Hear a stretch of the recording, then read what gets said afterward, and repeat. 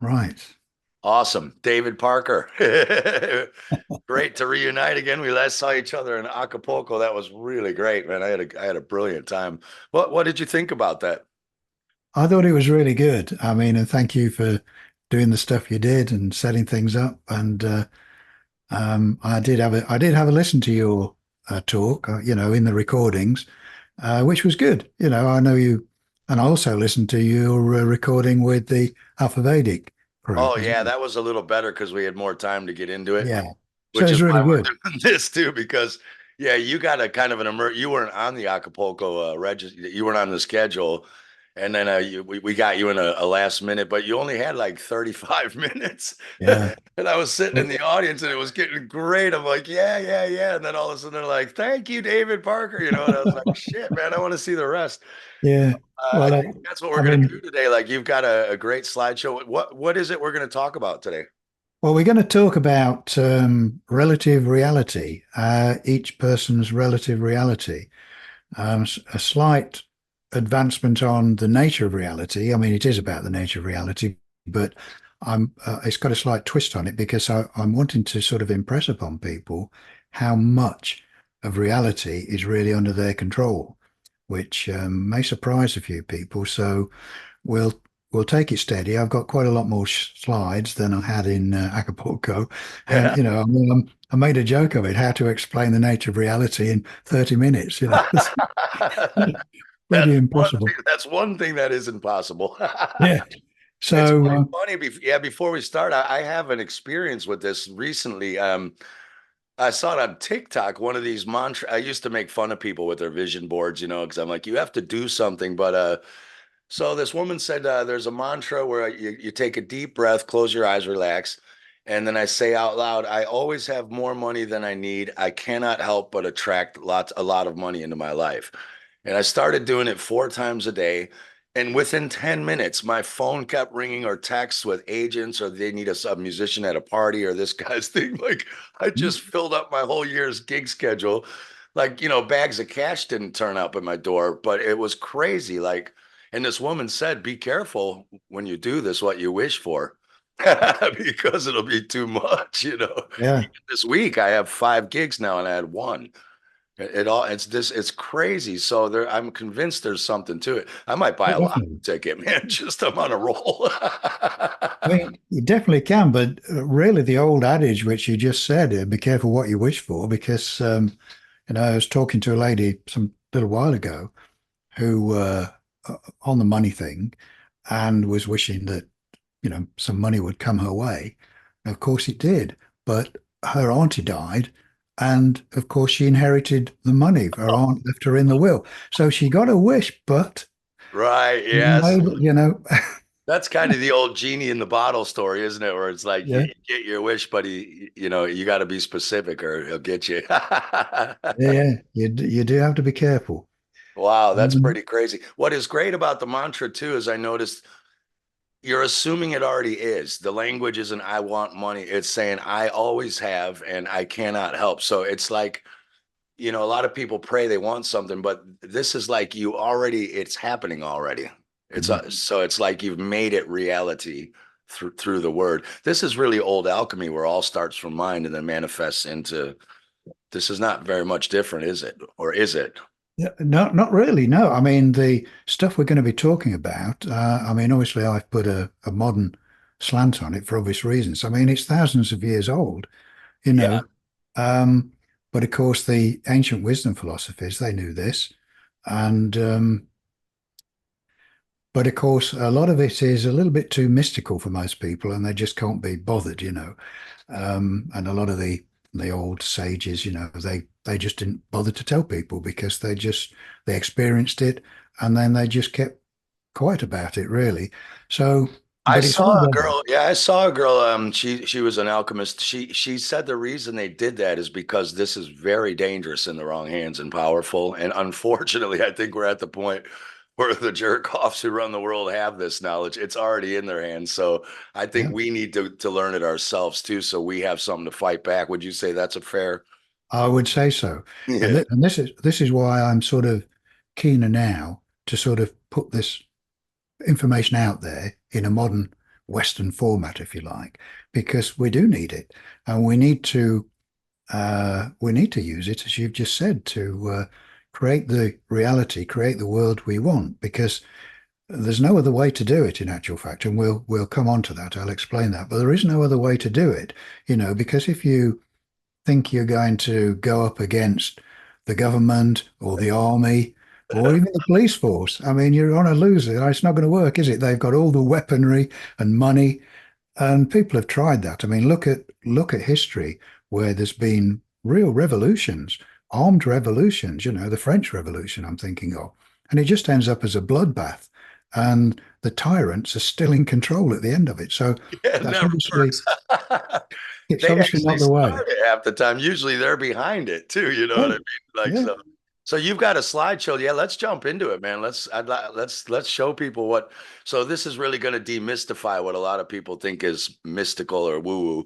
Your modern slant is just plain old English. This is how it really works, sort of. In Yeah. your view. And and to make it practical so everyone can use it. It's not just a philosophy, which sounds very nice. You can use it in your life and see the results. And so that's the important thing. So I'm going to see if I can actually share my screen. Let's hope it goes better than the practice runs. Yeah, yeah, yeah. So let's see There you how we go. go. Right. Okay. So I'm hoping you can see that. Yeah, Um, perfect. let's, although it's looking a little weird at my end, but okay. As long as you can see it fine. Yeah, And as you can see with the heading here, it's maybe a surprise to people when we say that they've all been born into a cult. I'm hoping they can read that writing and a little illustration of the children with the illuminated eyes. So, yeah, we've all been born into a cult, but of course we don't realize it.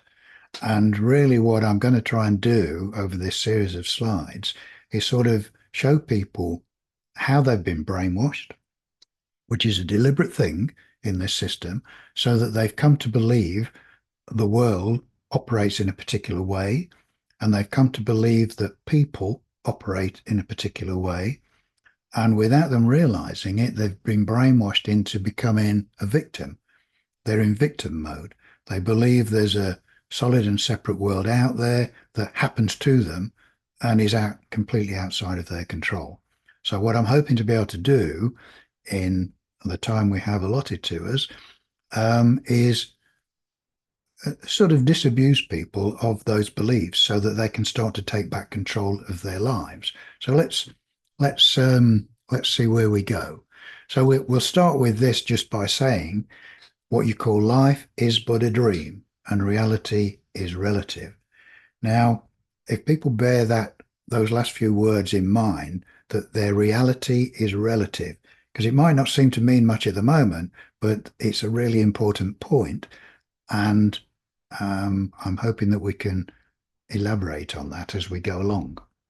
Okay, so there's a little simple drawing here, but because we're going to talk about perspective, how we perceive things. And as you can see from this little illustration, the guy on the left seeing four and the guy on the right seeing three. So we can all see sometimes the same thing, but we can each have a different perspective on it. And it's not that either of us is wrong, it's just that we have a different perspective for whatever reason that may be. And this is just a little illustration to show that. That's great. I have one too where it's a 6 and a 9, and they're each on the Yeah, others at the top and the bottom. yeah, 6, 9. Yeah, perspective. So we're going to try and tease out some of these truths, okay? And as the little illustration here says, everyone says they want to know the truth, but do they really? I'm sure we've all found out that they want to know the truth, providing it agrees with what they already know. And as soon as it doesn't, then you're a tin hat wearer or a tinfoil wearer or a conspiracy theorist or something, because it's the pill everyone wants, as it says, but they sometimes find it very hard to swallow. So we'll see if we can tease out those truths and see if we can get people to at least give them some serious thought. Because some of the stuff we're going to get into later is quite weird. So we'll see how we go. But as Arthur Schopenhauer said, all truth passes through three stages.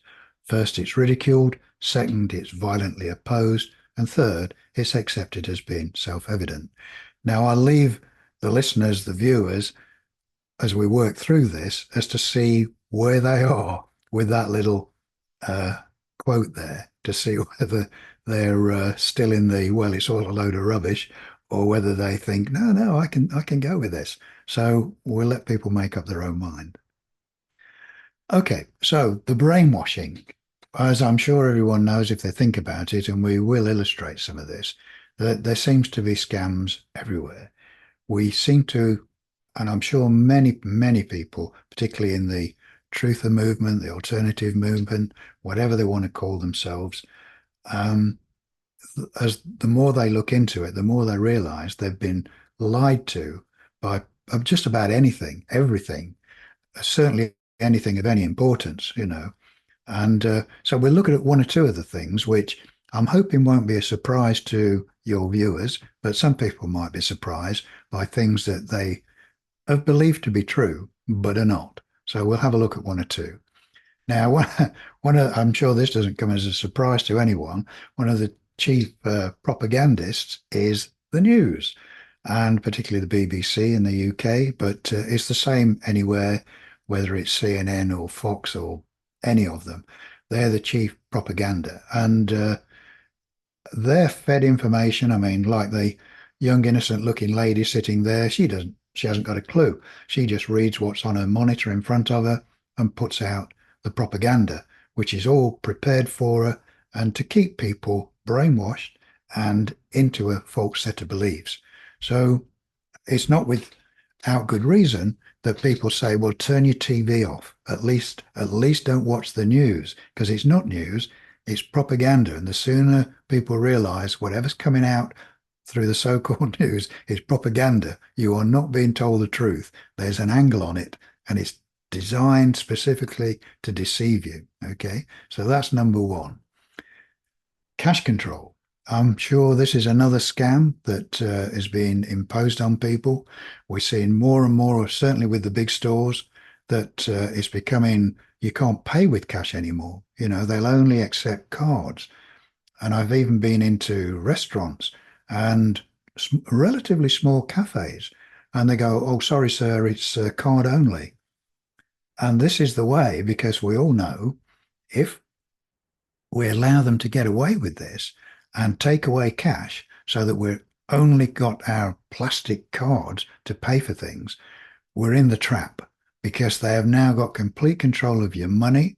They've got complete control of what you spend it on, where you spend it, how much you spend, if you can spend it at all. Because if you're a bad boy or girl, you may suddenly find your account's been shut off. So this is a big trap. It's probably one of the worst traps that's, and it is happening. I mean, people have only got to look at how many places they go into and find they can't use cash. So I'm Sweden now is almost cashless right across they're pretty much cashless. And I think, the Canadian truckers, they got a lot of them got their bank accounts just shut on them too. They saw what happens when the government doesn't like you or you don't like the government. yeah. Game over. So I urge everyone to use cash as much as they can, and to even boycott places. I've heard of people doing that, saying, well, here's the cash. I know a guy personally who went to a petrol station, gas station, and filled his tank up and went to the kiosk to pay. And the guy in the kiosk said, oh, sorry, we only take cards. And the guy said, well, I've only got cash. I haven't got a card. And he said, well, I'm sorry, sir, but we only accept a card. He said, well, here's the cash. If you're not going to accept it, I'm leaving. He didn't give him the cash. He got in the car and was about to drive off. And sure enough, the attendant came running out then and said, okay, sir, we will take the cash. So you've got to face them down sometimes, and because cash it's legal currency, and they cannot refuse it. So do bear that in mind. Um, so anyway, that's a big trap that we need to all watch out for. Vested interests. This, as you know, all the big corporations and lots of business, businesses have got all sorts of vested interests with how they're manipulating, as we've talked about the news. The entire media is owned by a relatively small number of companies. You can probably count them on one hand. And they control everything that goes out in the newspapers, magazines, television, even Hollywood films. It's all propaganda and it's fed to people through those media outlets. And there's vested interests are at stake there. One that I try to talk to people about, having lived and worked in Africa many years ago, is the globalization of poverty. And this is another thing that, again, these vested interest people that we've just been talking about, because they know that if they keep pushing people further and further into poverty, people have less of a voice. They become less organized because their main energy is put into just surviving. And this is what you can see here. This is in Nigeria. And this is in modern day. It's not like sort of 50 years ago. This is maybe 10 years ago. And these people are just rummaging through rubbish heaps, as you can see, to find something they can sell to buy food with. Now, this is Africa, should be the richest continent on earth. It's got everything: gold, silver, diamonds, oil. It's got everything. And yet the majority of people in Africa are resorting to this that you can see. Now, what does that tell you? There's definite vested interest, there's definite manipulation. And for those, certainly in the UK, and I think many other countries now, they're trying it with us. You know, they keep pushing up prices. Fuel prices are terrible in the UK. Energy, gas, electricity, food prices, everything is going up in huge amounts, much more than what should normally be the rate of inflation. Now, this is deliberate. It's not because these raw materials suddenly cost a lot more. It's a deliberate act to push people further and further into poverty because they are much easier to control. And this is all part of a game plan. And once we're aware of it, then we can start to do something Like, about it. if you look at this picture and Klaus Schwab, you'll own nothing and be happy. These people don't look too happy. Exactly. Exactly. I mean, who wants to live like that? But that's quite common in Africa. Climate change, another big scam, as we say here. At what point in Earth's history did the climate not change? I mean, it's a cyclical thing. It's always happened, and it's I'll excuse the globe there because that might annoy some people, but that's just the image. Okay, we won't get into that one just yet.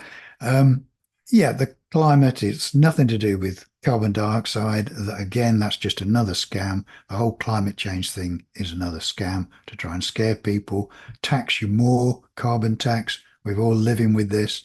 It's all a scam.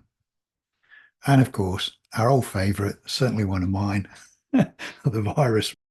You know, every now and again they just bring up a new one. I'm hoping that the majority, if not all, of the audience who will be watching this already know that there is no such thing as a pathogenic.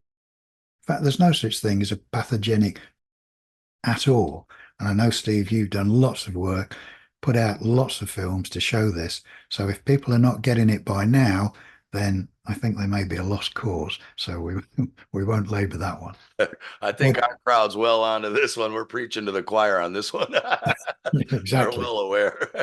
I would certainly hope so. We've both done a lot of work over the last, well, 5 years at least to try and tell people there is no such thing as a pathogenic.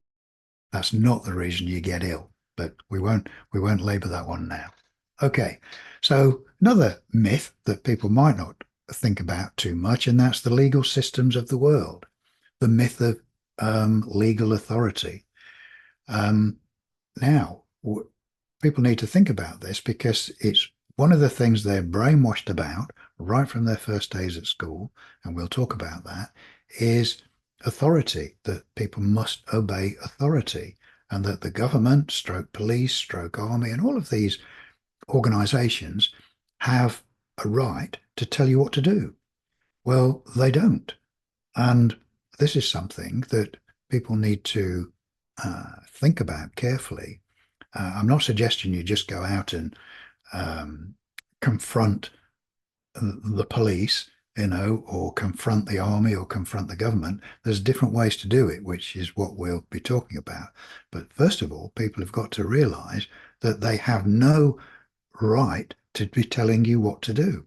And the same applies to individuals. No one has the right to tell you what to do, and you don't have the right to tell anyone else what to do.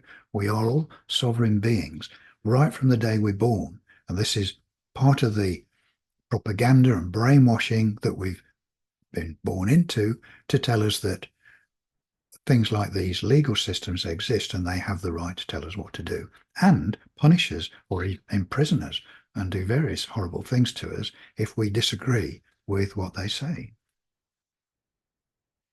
Another myth, the moon landing. I won't labor it too much, but I think more and more people now are realizing another big hoax, another big lie, and absolutely no scientific foundation to it whatsoever. I'm not going to go into all the reasons why it could never have happened, but it's just to show the scale of the lies that we are told. Okay.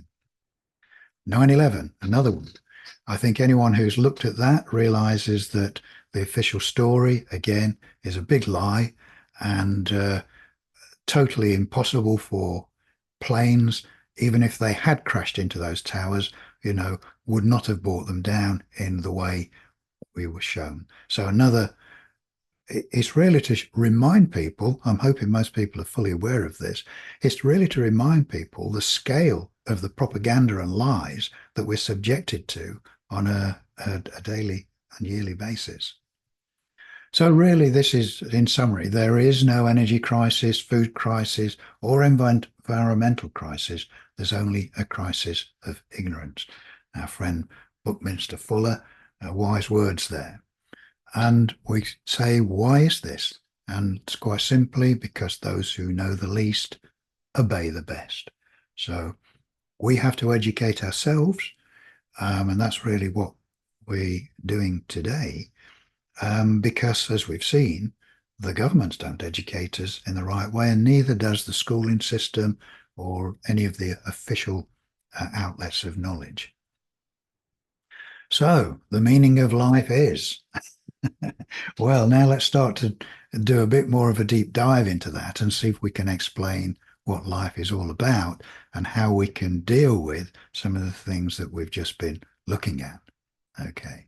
So where does it all start? Where does it all go wrong? Well, as I alluded to earlier, education, or as we've said, indoctrination, it starts right from our first day at school, doesn't it? Or even before that, with our parents who have obviously gone through the same indoctrination system.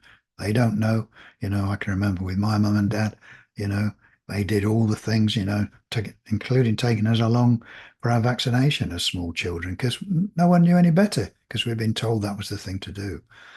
So it all starts there. It all starts in school, and there's a deliberate reason for that. It's a system that's set up particularly to indoctrinate children from an early age.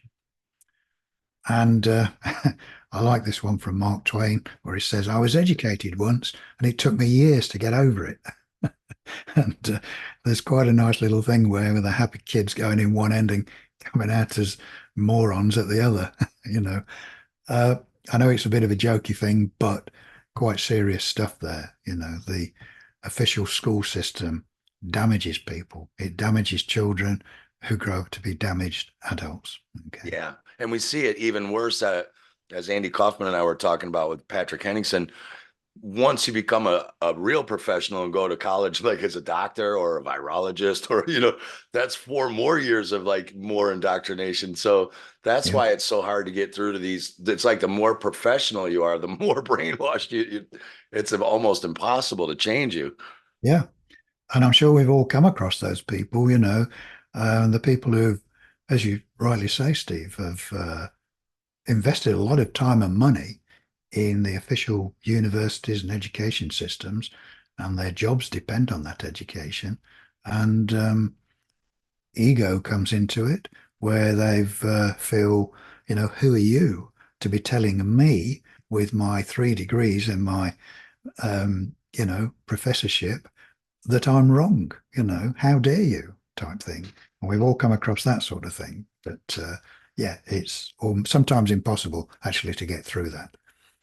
Anyway, so one of the things that we were told at school, um, evolution. We all sort of sat through Darwinism, and that's basically where you can see modern man at the end there with his Coca-Cola and fat gut. I know it's a bit jokey, but although there's some real problems there, because as we know, particularly the American diet is killing people, and well, it's the Western diet, really. It's not just America, with the processed food and fizzy drinks, with all the sort of toxic waste that's in it, really. But really, what I'm alluding to here is we're told that, millions and millions of years ago, life began in the oceans. In fact, I've got another slide here, which is like this. And at the bottom of the tree of life there, that sometime in the dim and distant past, we were little more than pond scum, which is fairly well illustrated there. And somehow something evolved out of the sea, some aquatic life, and started to breathe air, and then eventually diversified into all the animals you see. Well, yeah, nice theory, but there's no scientific basis to it whatsoever. And the fossil record, their own fossil record, cannot provide any evidence to show how pond scum developed into any of these creatures. There's no fossil record that shows how one species can have developed into another. We can all find evidence for variations within a species, um, with your certain birds in the Galapagos Islands, developed a different shaped beak to help them eat seeds. Yeah, different finches, as the Yeah, records that's show. like micro evolution, but that's a Yeah, lot different than macro. In fact, well, of course, the fossil records are bogus too. That's another scam because the fossils date the rocks and the rocks date the, dirt yeah, date the fossil. But they claim that we came from prokaryotes and mykaryotes 2 billion years ago. That's the pond scum. But to this day, they still look identical to the fossils. So how come they haven't changed? If they changed into everything, how are they exactly the same today? yeah.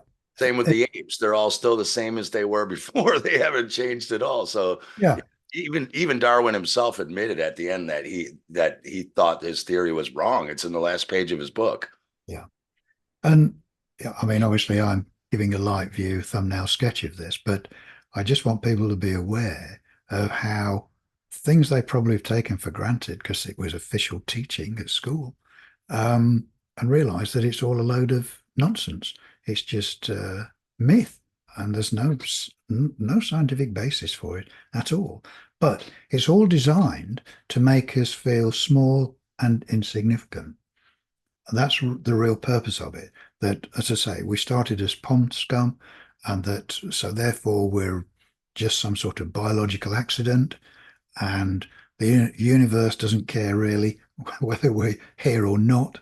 We're something quite insignificant, and some might even say the world would be better off without us, and certainly the universe. So it's all part of the plot to make us feel small, insignificant, and useless. So, And it but is dangerous because this is what leads to groups like Extinction Rebellion who want the humans dead. yeah, Like this leads to eugenics. yeah, You know what I mean? And genocide. yeah, yeah, because one group of people think they're better than everyone else, genetically superior, and all the rest of it, and it all comes from this sort of thing, So we make sure that we're not having any of that. Anyway, we'll move on. So, really, at the base of all this, we're brainwashed into obeying. This is what the plan is to make us obey, to feel insignificant, to weaken us intellectually, financially, and from a health point of view, and from an ignorance point of view, because people are much easier to control. And we'll delve into that a little more. So, the myth of authority. Yeah. So the myth of authority, I want people to really think about that. The myth of authority. As we said earlier, um, lots of responsibility is put onto individuals and the media through the uh, governments and that's behind them, the myth makers. Whenever there's a problem, whether it's climate change or lack of toilet rolls at the supermarket or whatever it is, it's always your fault. It's never anyone else's. It's never the government's. It's always your fault. And authority is there to put it right because you're pretty useless and don't know what you're doing and create all the problems. You're polluting the oceans, and you're using up all the fuel and all the rest of it. We've all heard the stories. Well, it's just nonsense. Again, it's more of the nonsense, and it's more about making people feel small, insignificant, and pointless.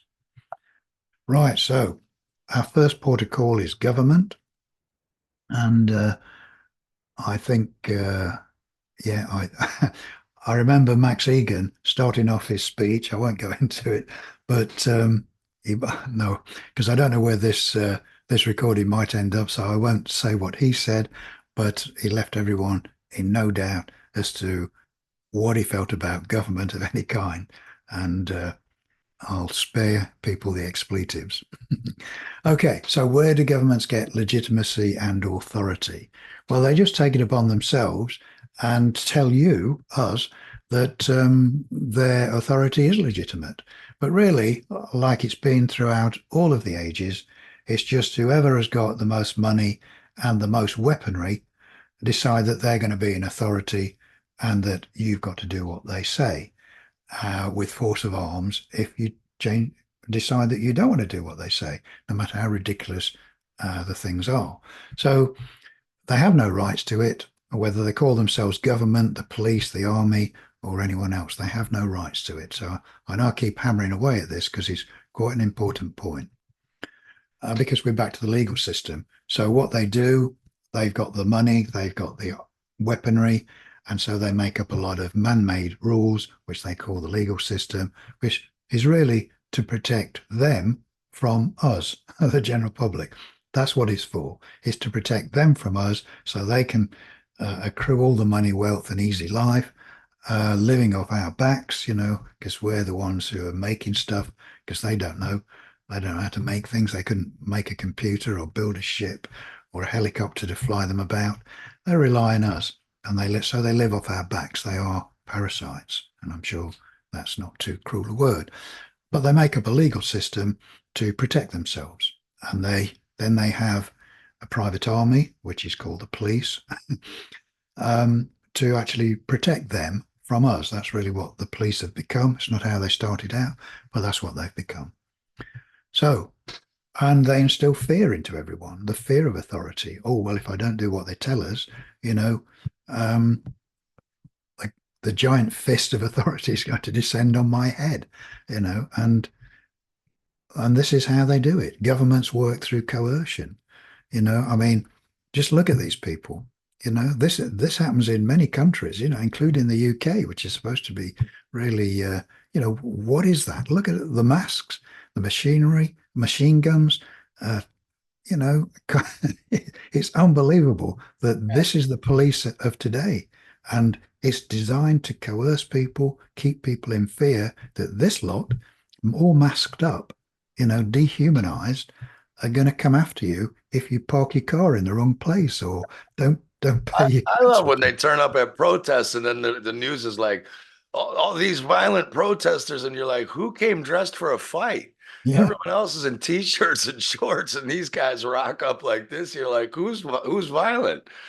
Like yeah. this is instigating, this is just yeah, and you're right. Dehumanize is not even a strong enough word. This is despiritualized. These people are just empty shells. It's Yeah, almost demonic, yeah, but they're in fear too.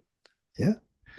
You don't dress like that on the job unless you're scared shitless yourself. You know what I mean? Well, I mean, it's designed to scare people, isn't it? Just the look. I mean, as if the machine guns and weaponry was not enough. I mean, those hideous masks they're wearing, with just their eyes. I mean, it's pretty scary stuff, and that's what people need to think of. It's just designed to scare you and make you think they've got authority. Okay. So beliefs about reality. We're starting to get into the nitty gritty now. So I often recommend to people to have a think about what is a fact and what is just a belief. Okay. And it's sometimes very useful to make a list of what you believe to be facts about life and what actually turns out to just be beliefs. Okay. And I think you'll find people, when they do this, it's worth having a little exercise to do it, that when they examine it, they'll find out that most of what they write down, the list of about beliefs, and we've probably just covered some about whether you thought 9/11 was a real terrorist attack, or, we did go to the moon, or, the planet's heating up, or whatever, is to find out that they're just beliefs. They're not facts at all. And this is quite important because, as we'll get into, we'll see just how either beneficial or destructive beliefs can be. So that's why I've used the placebo effect here, as we can see. If people are not familiar with the placebo effect, I mean, it's still used by the medical system, certainly by the pharmaceutical companies, where they have their two control groups to test out a drug. And one group will be given a placebo, i.e. a pill or treatment that has no pharmaceutical substances in it, and the other group has the actual drug. And very often they find that they get almost the same results from both groups. And as it says here, if you believe it, it will affect you. If you don't believe it, it won't. And this is easily demonstrated with the placebo effect. I think I've often said to people, one of the strangest things that we came across in our research on health was placebo surgery. And I'll just mention it because it's so strange, where he's a orthopedic surgeon in America, is still practicing, I think. And he was famous for knee operations where people had pain in their knees, and he would operate on the knees to relieve it. So anyway, they did an experiment where they had two groups. One group, they didn't know which group was going to be the test group, but one group, he performed his normal operation where he made incisions in the knee, flushed it out, sewed it back up again. In the other group, he made the incisions in the knee, didn't do anything, and sewed it back up again. And he got almost exactly the same results from both groups, even though one group had nothing done to the knee apart from they thought they had, because there was an incision in the knee. So even he was shocked by it and said, I'm going to stop doing this. This surgery is useless. So the placebo effect is very, very powerful. And this is mind. Let's think what we're saying here. It's all to do with mind. And as it says, if you believe it will affect you, it will. If you don't, it won't. And this is not just about placebo pills. This carries through into all of your life, as we will see. Okay, so let's just have a little bit of a think about how we perceive reality. Now, we're all familiar with the five senses: hearing, smell, taste, touch, and sight. And that's all we have.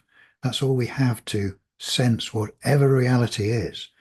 And it might be just worth mentioning, some people may have come across the term solipsism.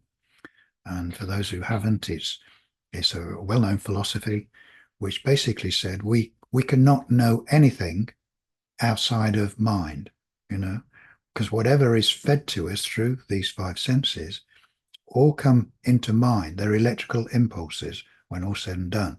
And that's why someone once said, you never see a picture in an art gallery, you only ever see it in your head. And if you think about that, it's a bit like, we remember, for those who've seen the film The Matrix, where everyone was having a reality that they thought was real, but they were really just a body in a tube with electrical cables fastened to them. And I'm not suggesting for one moment that that's what we are, but you wouldn't know if you were. And that's really what solipsism is. It's saying that you can have no direct experience. Whatever reality is, you cannot know it. You can't have a direct experience of it. Well, what we're going to be talking about is not solipsism, and that'll become clearer as we go. Well, I'll just mention it because the difference between solipsism, which says, there could be a reality out there, but you don't know what it is and have no way to know what it is. But the ancient wisdom philosophies go a step further and say there is no reality out there. There is no out there out there. And surprisingly to some, there's a number of quantum physicists who would totally agree with that. And one of them is John Wheeler, who some people may have come across. And he said, try as they may, they cannot prove there is an out there out there. And Einstein said pretty much the same thing. And Professor Amit Goswami, quite a number of quantum physicists, this is where they come to in the end. They cannot prove there is an out there, which is quite surprising, isn't it? And we will elaborate on that as It we. is, it is a belief. Again, it's another one of these, of course there is, but it has to be proven. I think that this is a subject that triggers a lot of people, your solipsism versus what we're getting into. There's a fine line here, but people are like, you can't just ignore what's going on out there, and say it's not happening just because you don't believe it's happening. But this is not exactly that. No, it's not. And and as we get into that, I will explain it as best I can, but it is the most trickiest bit because, like with all these things, anything that's um, beyond the physical, i.e., metaphysical, you can't prove it, of course. You can't lay it on a table and cut it into bits and have a look at it, but you can experience it. And really, that's what I'll be inviting people to do, is to try some of this stuff out and experience it. Okay, so let's just examine a little bit. I won't spend too much time on it. Our five senses, just to give people an illustration of how limiting they are. So whatever, if there was a reality out there, we'd have a very limited view of it anyway. And we're looking at sight here. Now, I'm sure everyone's familiar with the electromagnetic spectrum, but as you can see, visible light is a very small section of it, which is all we can see with our eyes. And ultraviolet goes way off in one direction, infrared in the other. Now, but we just see this small little section in the electromagnetic spectrum. So even though we know the rest of it exists, we cannot actually be aware of it.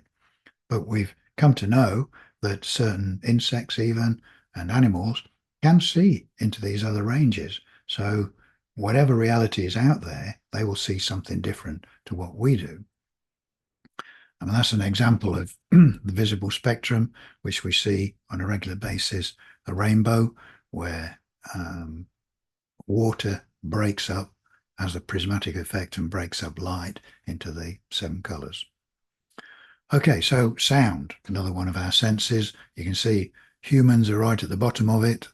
Dogs, cats, mice, bats, everything almost can hear much more than we can.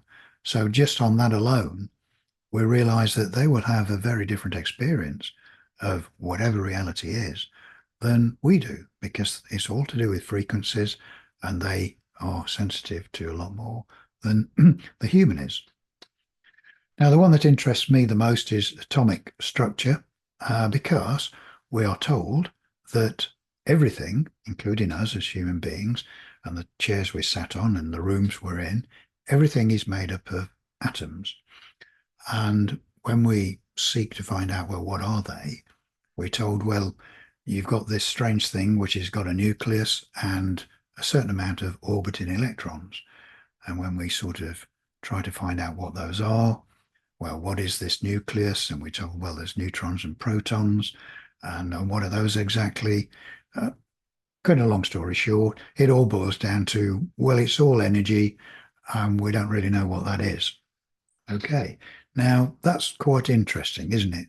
To realize that everything, everything is made of this mysterious substance called energy, and nobody can actually tell us what that is. So this is where it starts to get much more interesting, because we're all probably sat on a chair and we've got our computers and everything seems solid and real, but we're told that everything is this energy, that these atoms and electrons are all whizzing about, and we have no sense of that whatsoever. So again, an illusion. We're starting to see the illusion of whatever we think reality is. Now, again, from our science classes, we might remember Einstein's famous equation, E equals mc squared. So you can see what we've got there, energy, mass, and the speed of light. So because speed of light is so high, 186,000 miles a second squared, E is going to be some huge number. Okay, absolute huge number. But that might not mean much to people, and they might think, well, so what, and I can understand that.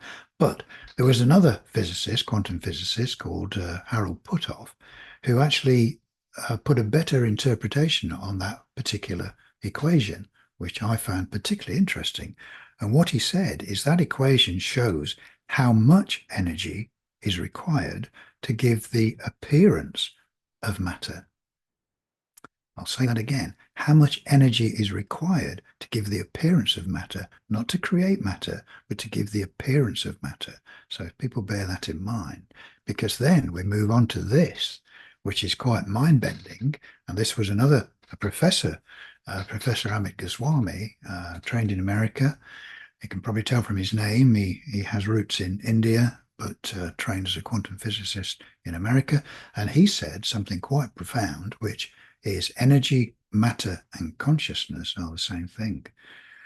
Now, that's a fantastic insight because that starts to really change things. Energy, matter, and consciousness are the same thing. And the implications of that are amazing. Okay, so I ask people to bear that in mind as we progress through the rest of this. So let's just have a think about some of the other senses, which are called extrasensory perception. People may be familiar with this sort of experiments that have been done to show that there is things like telepathy, where people can be looking, an operator can be looking at these particular shapes and transmit them to another person who cannot see them by telepathy. And this is just mind to mind. Okay, won't dwell on that too much. And here we have it really, telepathy. There is no physical contact, no written contact. And I'm pretty sure most people will have experienced this, particularly if you live with someone, your partner, for a good length of time. You start to become in sync with one another and you pick up one another's thoughts. Can be a dangerous thing. But yeah, I'm sure we've all experienced it. So, and science has had to now, because they used to poo-poo it and say, "Oh, it's just nonsense, just mumbo jumbo." But they've had to accept it. There's been enough experiments done now to prove that a lot of these so-called extrasensory perceptions do actually exist, and telepathy is just one of them. Remote viewing is another.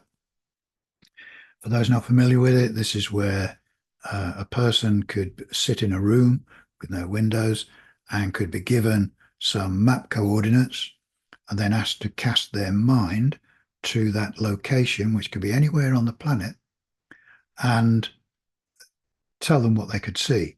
Now, people may think that sounds rather weird and far-fetched, but it was so successful that both the CIA and the Russian secret services both used it from the early 70s to spy on one another. So it obviously is a very real thing, and but cannot be explained by the normal senses. There was that movie with George Clooney, The Men Who Stare at Goats, about that. They made a Yes, film about that. Did you ever see that one? I did. I It's a did. great movie, yeah. So it's a real thing, and very strange. But it shows again power of mind and shows that there are no limitations to it. Right, let's think a little bit about time, because time, we will explain this a little bit more. Time's arrow, as it's known by physicists. Now, I should just say that quantum physicists are quite happy that time's arrow doesn't really exist. I mean, really what it is saying that there is a past, a present, and a future. And that the past started somewhere in the dim and distant past, comes up to the present, and will spiral off somewhere into the future. But quantum physicists are quite happy to say that past, present, and future actually all exist simultaneously. And now that's quite mind-bending to start with, isn't it? Because everyone experiences, well, what was I doing yesterday? That's the past. and tomorrow's not here yet. Well, that's the future. But what we'll find out as we progress is that's only a limitation of your consciousness, your ego consciousness. It's not an actual fact. So we'll have a look at that. Because as we'll find out, and quantum physics, I know I keep using quantum physics because from a physical point of view, it's supposed to be at the cutting edge of our knowledge. So at the cutting edge of our knowledge, they're quite happy that past, present, and future exist simultaneously, and time is only in the mind. Okay, it doesn't actually exist. I mean, that's the ancient philosophies as well. That's not just quantum physics isn't the first to come up with that idea. That is No, the old Hermetic and Gnostic principles as well, and some of the sects. yes, almost definitely. As you and I said in our chat prior to this, there is nothing new here. It's been around and known for thousands of years, but we're trying to put a modern presentation on it so that people can sort of get their heads around it because it does get very weird.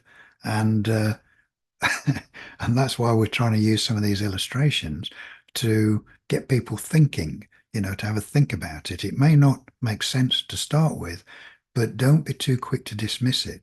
Have a think about it. There's a lot of evidence behind all of this, not only from the ancient philosophies of the East, but also from quantum physics, which is the best the West can come up with.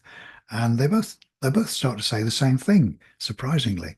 And that's why many good quantum physicists eventually become philosophers and mystics. And you can check that out. And you have to ask why that is. Okay. So what we're seeing anyway, with what we've just been looking at, we've not really got the complete picture with what we're being told by sort of official sources, shall we say. So let's try and tease a little bit more information out of this. Dreams. So let's have a think about, because there's some real clues here. Let's have a think about what happens in a dream. What do we do in a dream? Well, while we're in a dream, while we're deeply in a dream, what are we doing? Well, we're actually creating a reality which appears to be solid and separate to us, and then we interact with it as if it is solid and separate to us. While we're in the dream, we're not aware of anything else. We can meet people, we have a body, we can sit on chairs, we can go into buildings, we can drive cars, we can wander about in a landscape, we can feel fear, we can feel happiness. If we're lucky, we can even have some nice sexual experiences in dreams. I'm sure we won't go into that too much, but I'm sure some people can relate to that. Okay, so you can experience all these things, but it's only when you wake up that you think, oh, that's just a dream, and dismiss it as some sort of fiction. But really missing an important point, because there's a big clue there.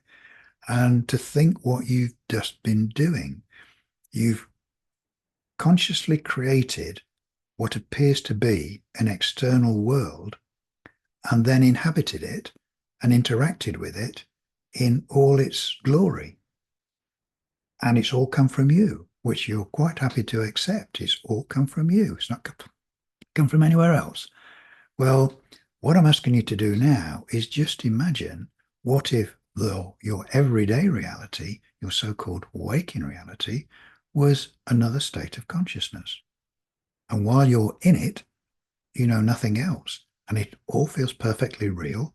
It is real within the confines of the state of consciousness, in the same way in your dream. It's perfectly real. You don't fall through the floors in your dream buildings or fall on the floor when you try to sit on a dream chair. It's all perfectly solid and real, but it's just a state of consciousness.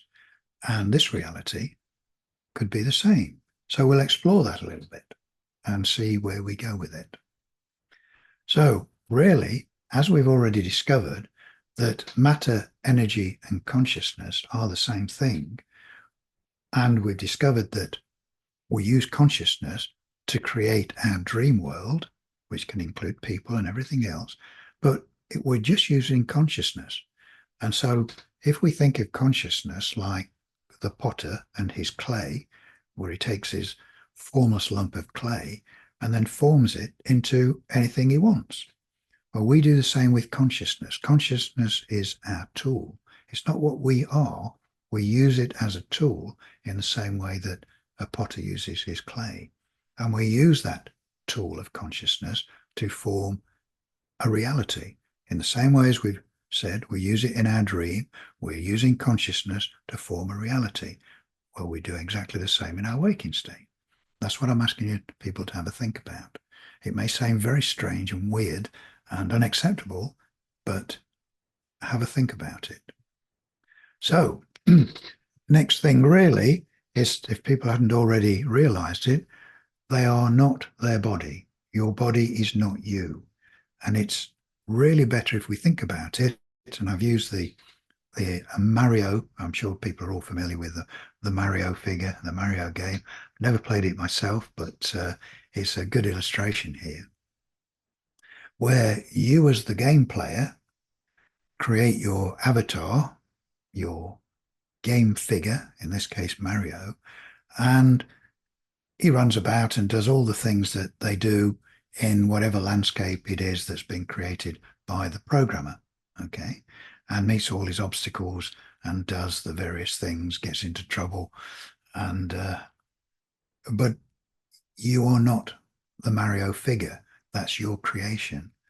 Well, I want people to start thinking about their body as not being them. It's their avatar, okay? It's your creation. You've created it to work in a reality in the same way as in a dream. You can create a body, but it's not you. It's a creation. And in this state of consciousness, you do the same thing.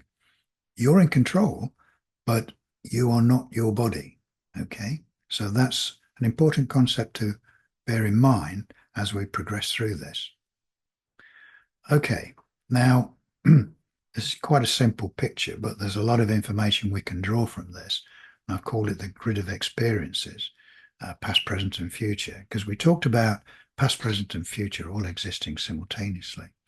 So really what we're looking at here is if we are in, we'll call it our godlike position, we are the creator, we are the architect, we are the game master.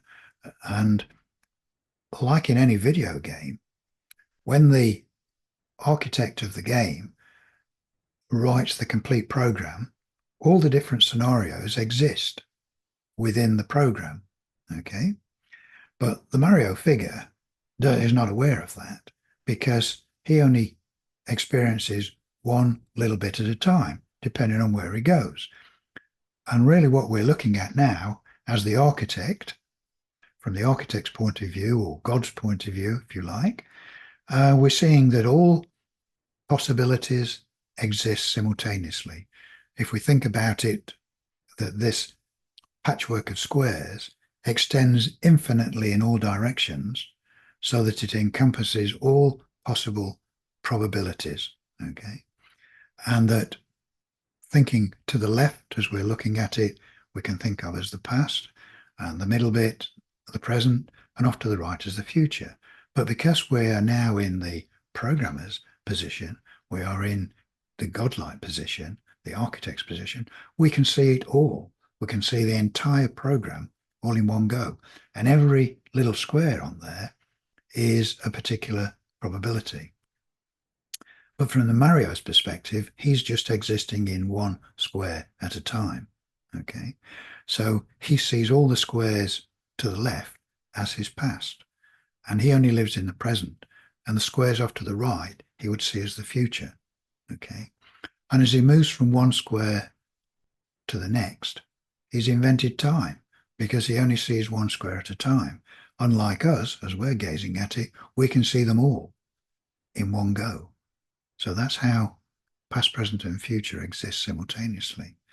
But when you're just living in one square at a time, you have that different perspective that we talked about earlier.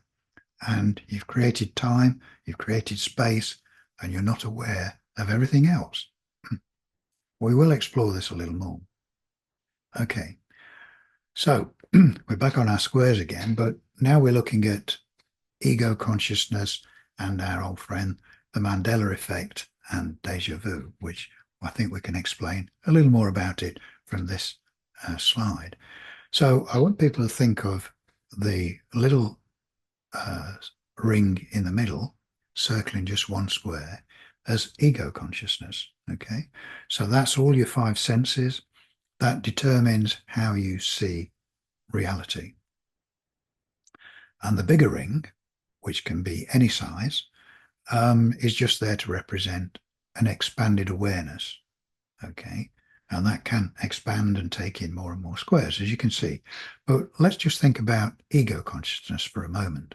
Now, as you can see, ego consciousness, the Mario figure, your body, only sees one square at a time. And as it moves to the right, each square is another event and is passing and has created time. But the ring itself is representing, as I say, the limitations of the five senses. And if we, as we'll see in other slides, can relax our belief system, the ring, the steel ring, represents our belief systems. And the more we can relax that, the thinner it would get in physical terms, and the more we can be aware of our expanded consciousness, represented by the bigger ring, which can obviously see more squares. It's aware of more things, and there are no limits to how big that expanded awareness can get. Okay, so let's talk a little bit about what the Mandela Effect is. Now, just for those who are not quite sure about it, briefly, it's where people, and this can be a group of people, not just individuals, can have a particular concept of things that have happened in the past. And it can be fairly mundane things.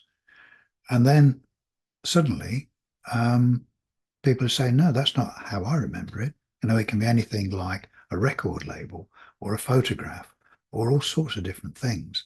And this is really what the Mandela Effect is. But really what we're looking at is, imagine to the left of the ego consciousness ring, you can see, if you take just the one line, I don't know whether yes, it is. So if you just take this one line going here, which is all what most people have, remember in memory, shall we say, is one stream of squares, which are strung together within memory, and they think of as their past.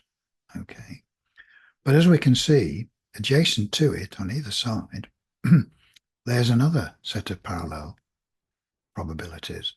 Now, again, this is quite accepted by quantum physics and the philosophies of the East, that all events have multiple outcomes, okay? And all of them exist.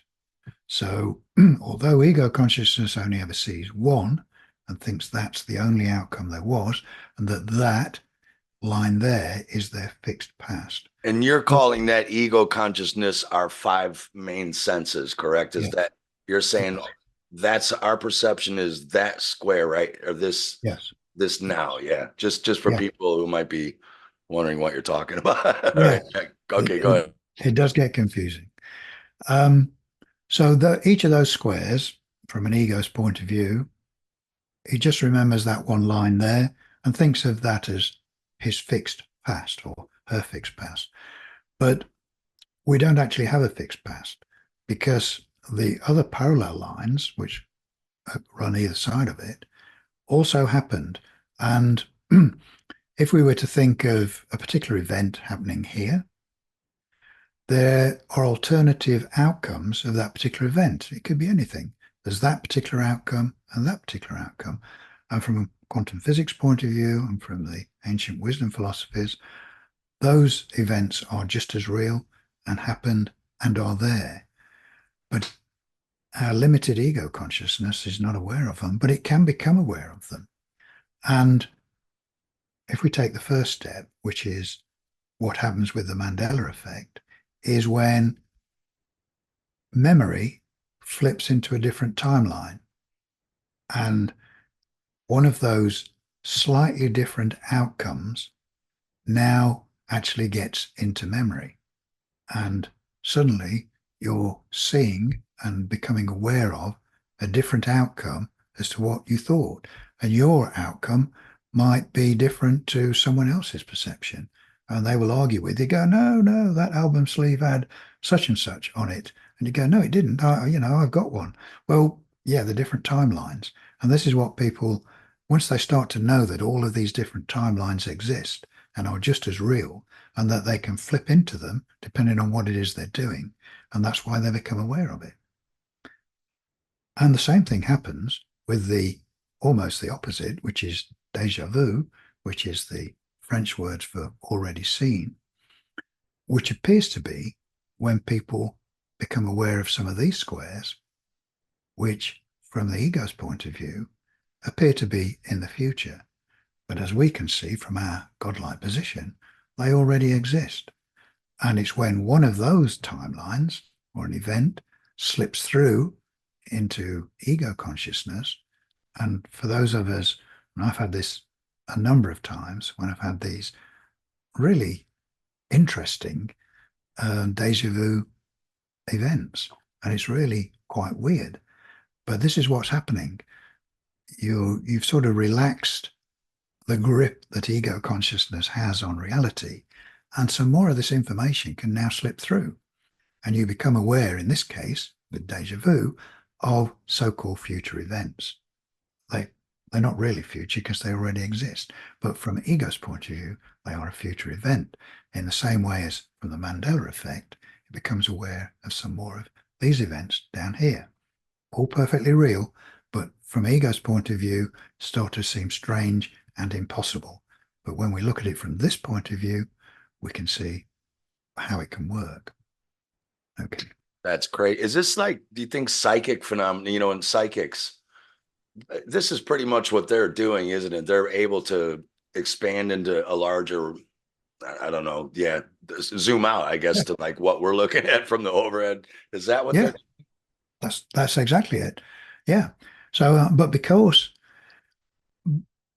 there is, as you can see, just from this ego's point of view, lots of other squares in the future. So any psychic or even your own psychic abilities um, can see that there are multiple futures, just as there were multiple pasts, there are multiple futures.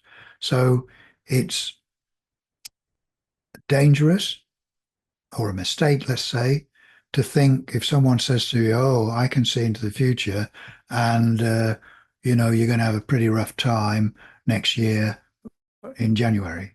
Well, you don't have to because there's these other probable futures, and you can be determined. Well, no, I don't like that particular outcome, so I'm not going to have it, and therefore you don't, because it's not that they were wrong. It's just that they were seeing one of these and weren't looking at all the others. And you can, because you are the one that's in control, you can go, well, I'm not having that one. I'm going to have this one instead. And sure enough, you bring that into your relative Yeah, and you got to be reality. careful, like you said earlier, with nocebo. They could make you think that, and you're gonna make yourself go to that timeline because you believe Ex- it. Exactly. That's exactly it.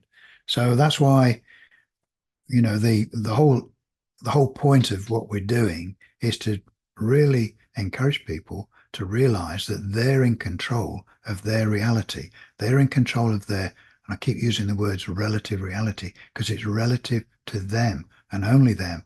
They are in control. Once they know they're in control, they don't suffer some psychic telling them this is going to happen, or the BBC or the news media going, that's what's going to happen.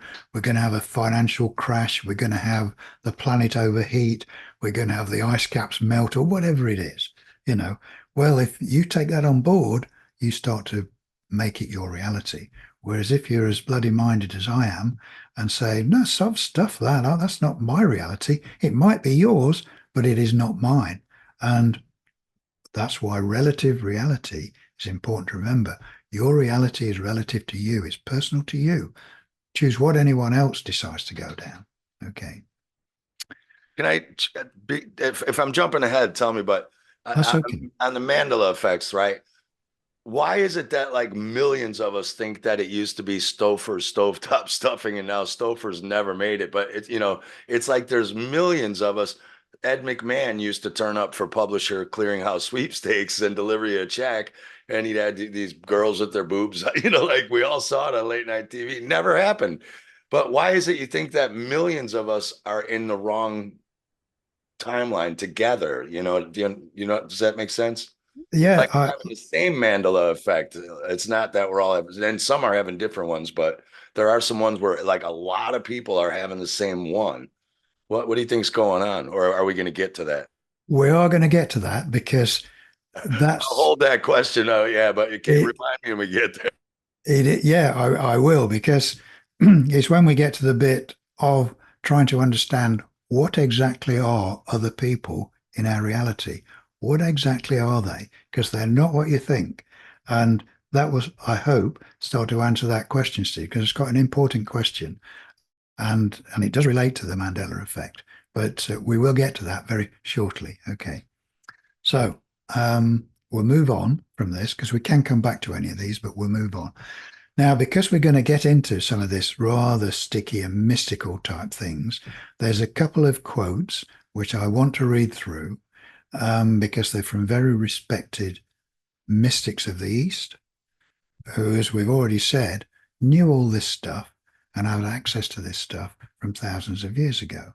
So I want to read these because they will help us with the real sticky stuff where most people, a great deal of number of people, will start to go, oh, this is my head's exploding. I can't take this on board. So let's see. It's not me making this stuff up. Let's see what in this case, Sri Nisargadatta Maharaj, one of the very respected, he's no longer with us, of course, respected mystics of the East. And he said, you have made this world. Please listen to these words, everyone out there, because really everything you need to know is in this quote. Okay. You have made this world and you can change it. The world, of which you are the only source and ground, is fully within your power to change. What is created can always be dissolved and recreated.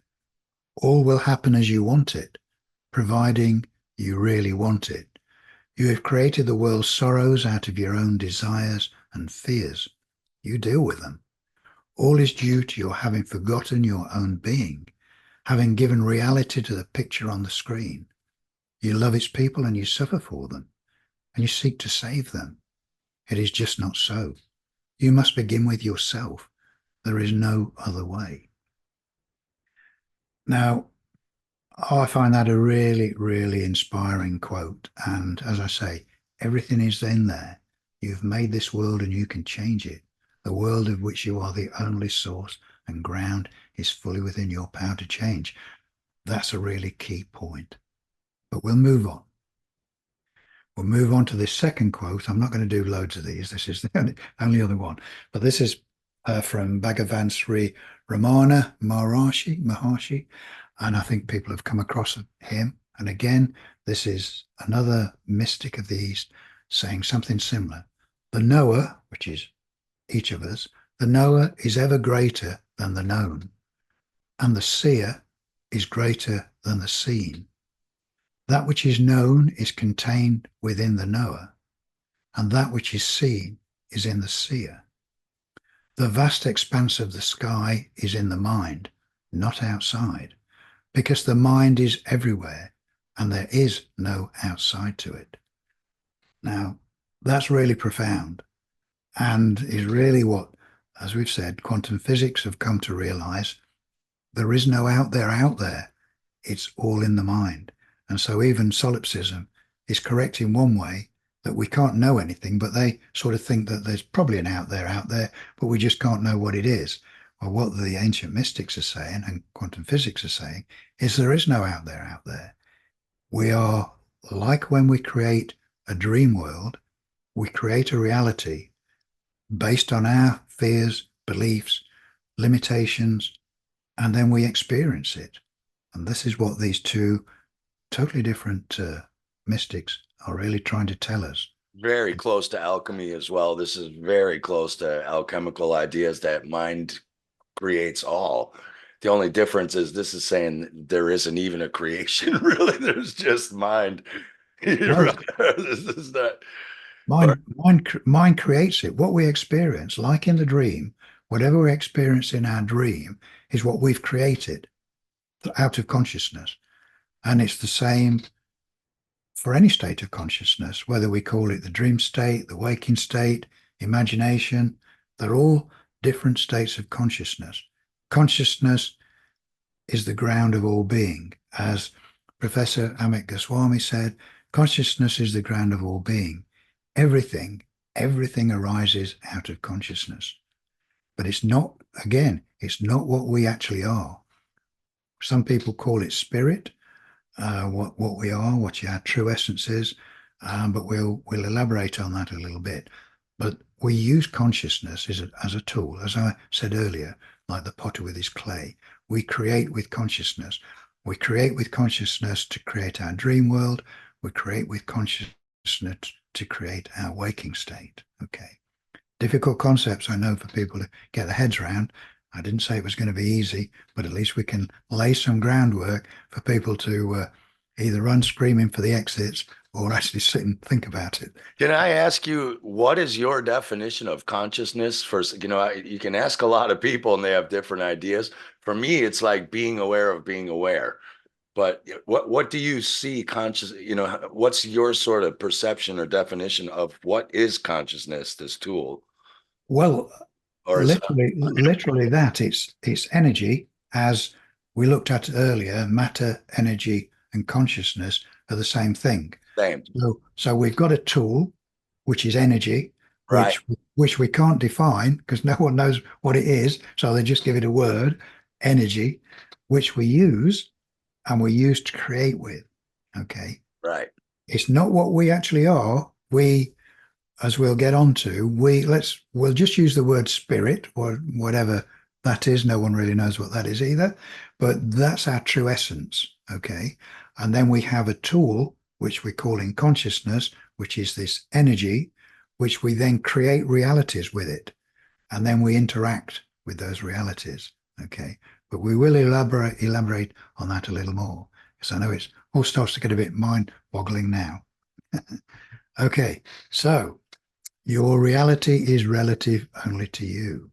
So this is just a little illustration to show how, as you can see, part of this guy's reality is what we would think of in a video game as fully rendered and solid, but down the road, it's not rendered yet, so it's not sort of real.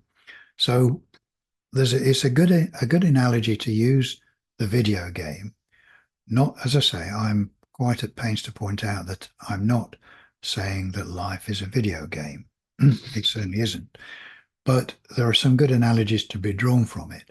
And just as the programmer, the architect of a video game, plans the whole game, and it can be vast. There can be lots of different scenarios and platforms, but the avatar, the guy in the middle of the road here, or the Mario, or our body, our actual bodies, we place it into the game of life, and we only experience a relative reality to us. We only experience a relative reality compared to the decisions that we make. Okay. So other people, and we'll come on to what other people are, other players in the game will have different relative realities because they will make different decisions. And from the video game's perspective, different scenarios will open up for them, which won't open up for your avatar because you've made different decisions. Imagine that big, limitless, vast amount of squares. You make different decisions. So different parts of the game open up for you, which are not seen by anyone else, only you. And that's why I keep saying reality is relative only to you. You think you are seeing everyone else's reality.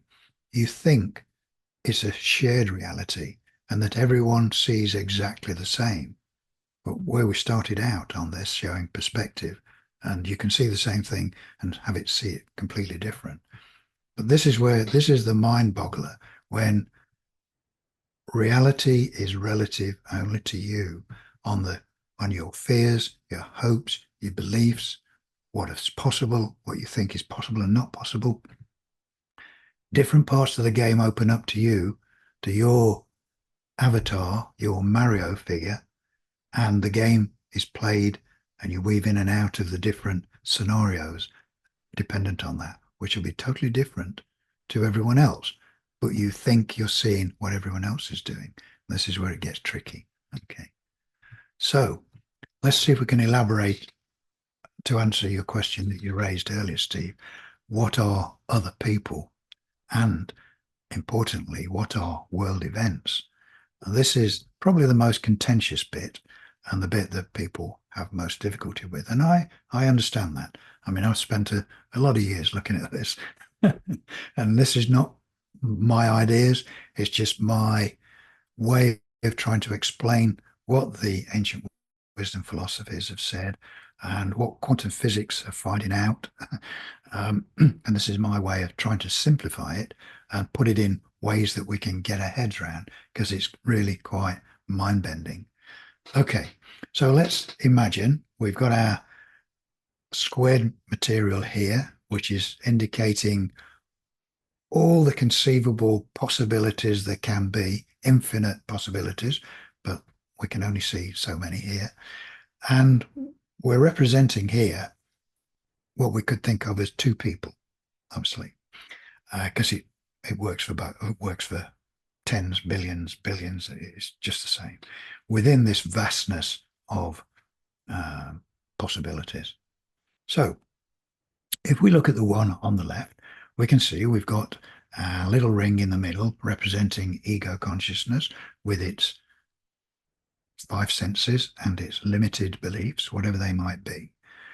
And on the right, we have another ego consciousness, again with its five senses and its limited range of beliefs. But you can see that the one on the right has got a slightly thicker ring than the one on the left. And that's really just to represent that the one on the right might have a lot more preconceived ideas and limiting beliefs than the one on the left. Okay. But each of them have, represented by the outer ring, each of them has an expanded awareness, an expanded consciousness, which can see much more of reality than the little ego consciousness, which only sees one square at a time. And that outer ring is in constant communication with the inner ring. But because of whatever the limiting beliefs of the ego consciousness might be, the outer ring might have more difficulty in getting some of those ideas through. That person might be bound by strict religious beliefs or scientific beliefs, a belief system which limits what they believe is possible. And that will limit what information can come through to them.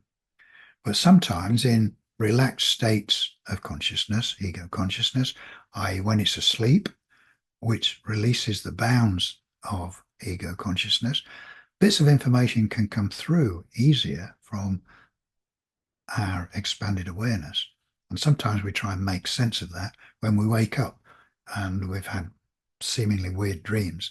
Sometimes some of it makes sense. But what we have to realize is why it doesn't make perfect sense always is that, as we'd said earlier, time and space are constructions, conscious constructions. They don't exist in themselves. So in our bigger ring, our expanded awareness, time and space are totally different. Probably time doesn't even exist at all.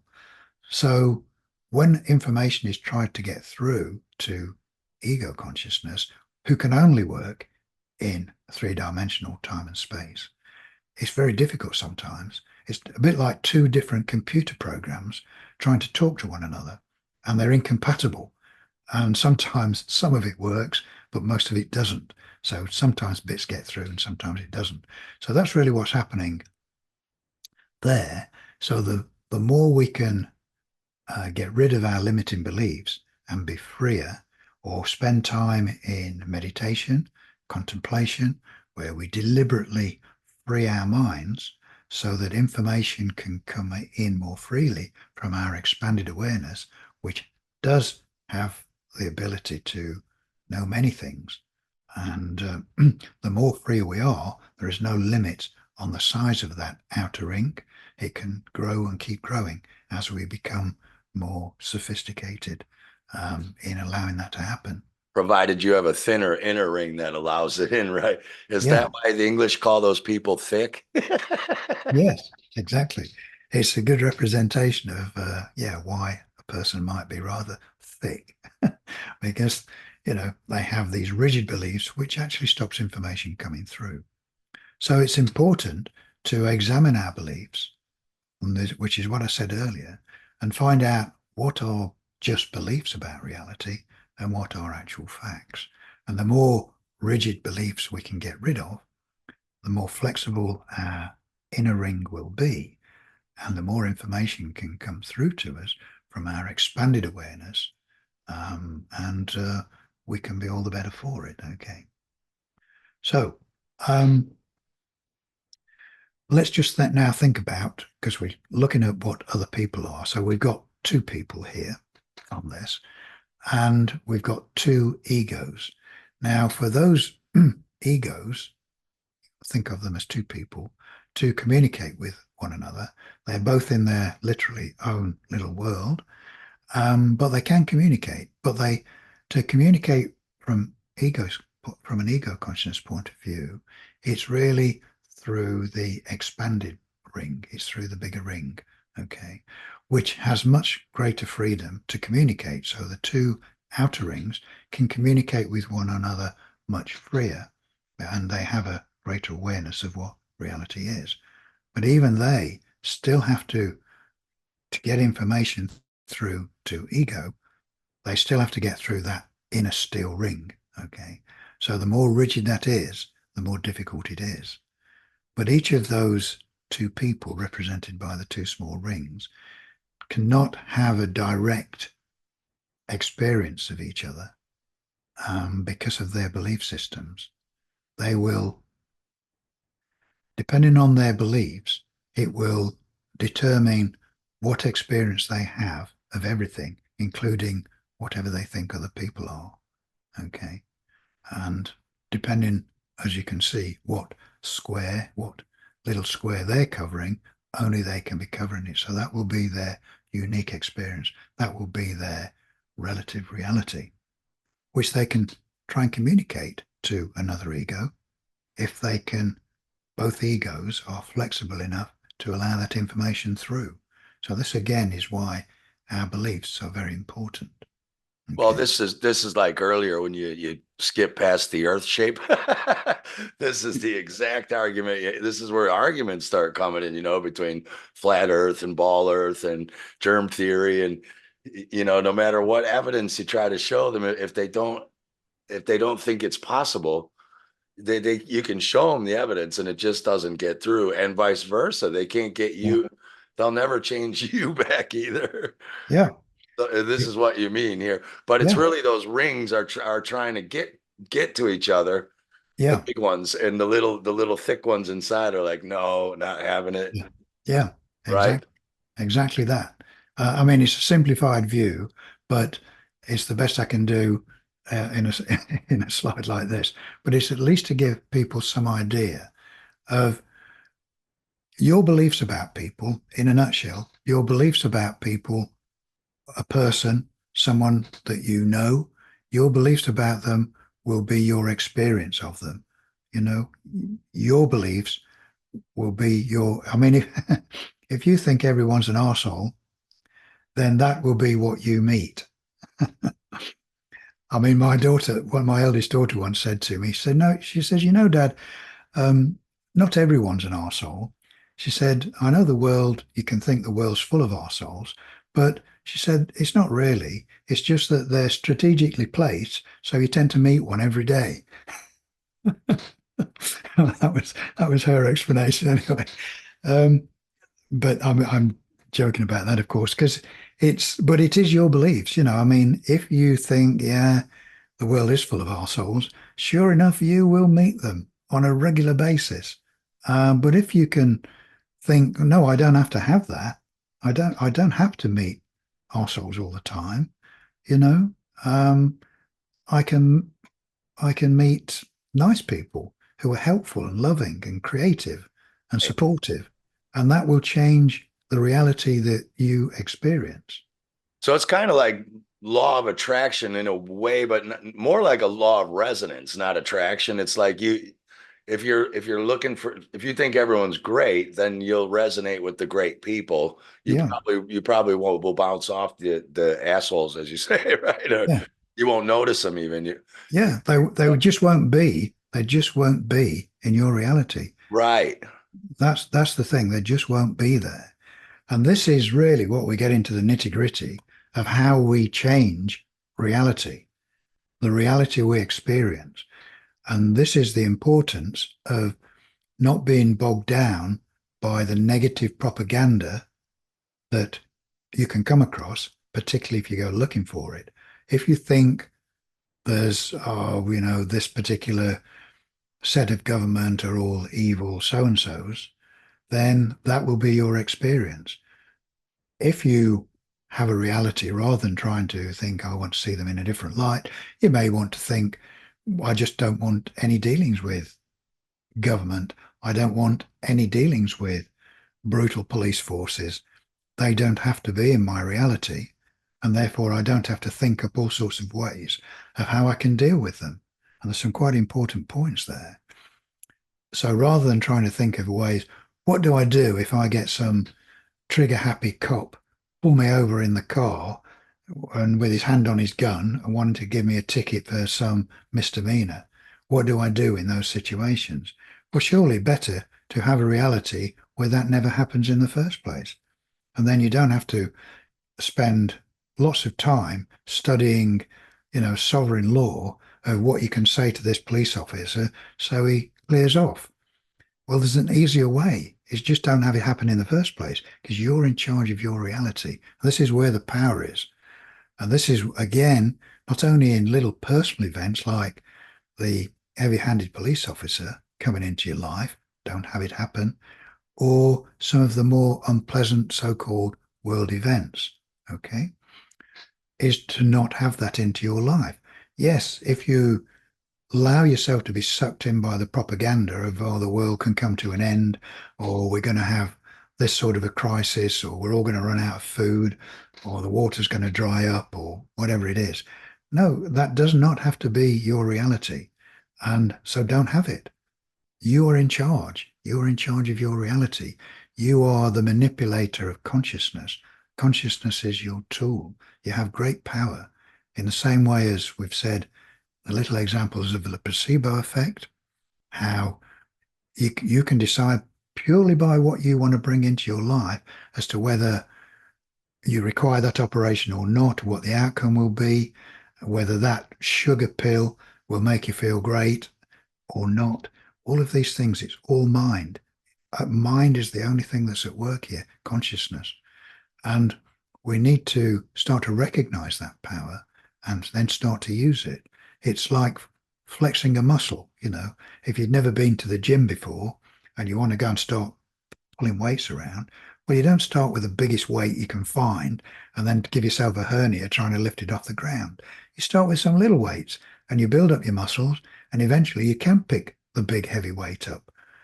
Well, starting to form your own reality, if you've never been used to doing it, if you've thought the world is a separate and solid reality run by people that want to do you harm, then sure enough, you can have that reality. But you don't have to. You don't have to. And no matter what anyone else might tell you, your reality is under your control. And this is where the real power is. And this goes to everything. This goes not only to your workings with so-called other people, but it also with world events, so-called world events. Whether you think you can be on holiday and be hit by a tsunami, or you can just be sat under a tree and be hit by a coconut. The thing is the same. It's your reality, and you can be safe in your reality if you believe you are, because it's your reality and you're creating it. Okay. Okay. I'm not going to dwell on that too much because it's something for people really to try and think about and then start to really know that they're in charge. Stop being in victim mode because most people think there's a world out there that happens to them and they have no control over it. And what I'm saying is, like the great sages have said, there is no out there. The world is within you. The mistake people make is thinking that they go out into the world. They don't realize that the world is in them. That's, that's a big thing to get your head around. Okay. We need to talk a little bit about reincarnation because that comes up in what life is all about. Won't spend too much time on it. The process of reincarnation, the traditional way of looking at it is, as we can see on the left there, healthy young man slowly gets older and older, dies, goes into infinity and is reborn as a baby, and it all starts all over again. This is the traditional process of reincarnation. But if we think about what we've just been talking about, we have to think about, well, how does that work with time? If all time is simultaneous, if there is no past, present, and future, then how does reincarnation work? Because it's obviously a time-based thing. You have one life, goes for a period of time, you die, and then you start another one. But each reincarnation, in the traditional sense, is sequential. It's one after the other. But if we're to believe what quantum physicists and the mystics of the East say, no, it all happens at the same time, then we have to start looking at the really strange thing of that all our lives, and we do have multiple lives, but they all exist at the same time. Okay.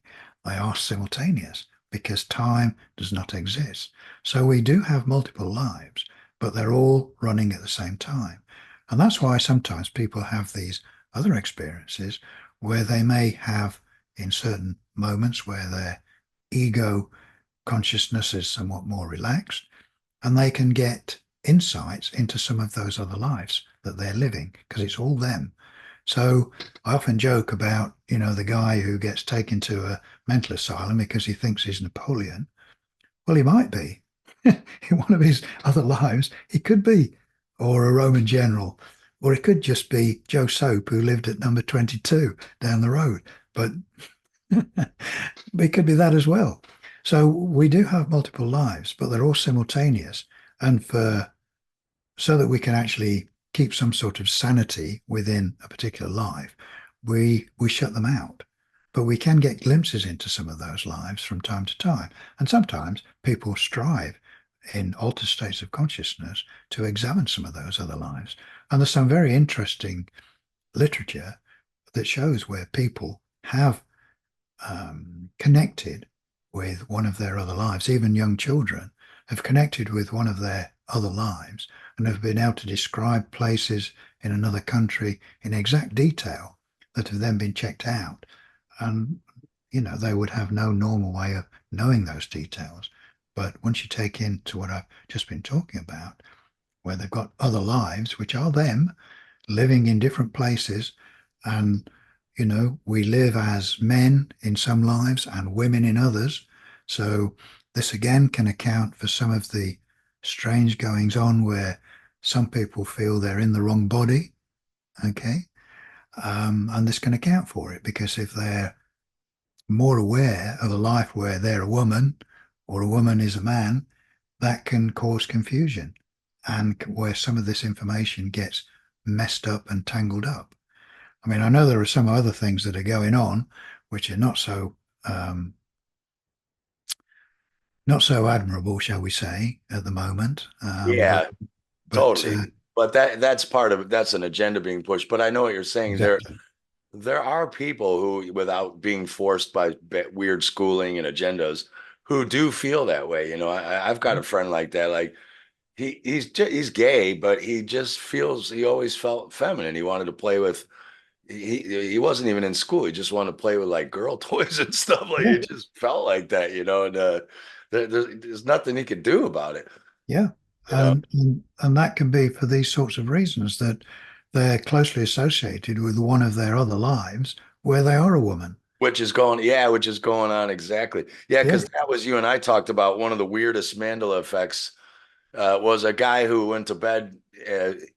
He woke up and he had his daughters were gone. He had like six daughters, and he woke up and he had the same wife, same house, but he never had six daughters. And the wife thought it was crazy, or maybe it was the other way. Oh no, he didn't have daughters. Then he had six when he woke up, and he kept telling him like, "I don't know who are you?" And they thought he went crazy. And this guy like just woke up in one of his other things, like where it's some of the same people, but there's all these children he never had. Yeah. He's like, "What the hell?" It's Yeah. crazy. Well, when it does seem crazy and could drive you completely nuts. But once you start to look at it from some of the things we've just been talking about and look at how everything exists simultaneously, including multiple lives and including lots of parallel lives, past and present, then you can start to make some sense of it and see how this information can come through. And when you understand it, it can be less daunting and you can start to make some sense of it. Still weird, of course it is, but that's why we often say reality is a lot stranger than you think.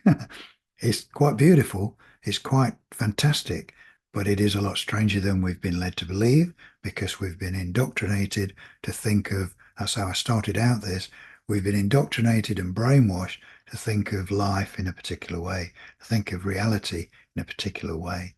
And that's all part of the brainwashing, all part of the imprisonment that we've been subjected to. But now's the chance for us to free ourselves with the sort of knowledge that I'm talking about. Okay, so let's see where we go next. So there are no coincidences, there are no random acts. We are all connected, and you can no more separate one life from another than you can separate a breeze from the wind. So we are all one, and we are the one manifested as the many. And this is quite a bold statement because, as we're seeing here, only egos, beliefs, and fears separate us. We are all one. We are, and I often say this to people, we are God in those terms. We are the essence, the spirit, the creator of all things, the creator of all worlds. But as the one, and we need to talk about the one, God, as some people may care, we'll just mention it slightly. If you can imagine, and we can only imagine a little bit, what God could be, what all that is could be, what the creator of all things could be.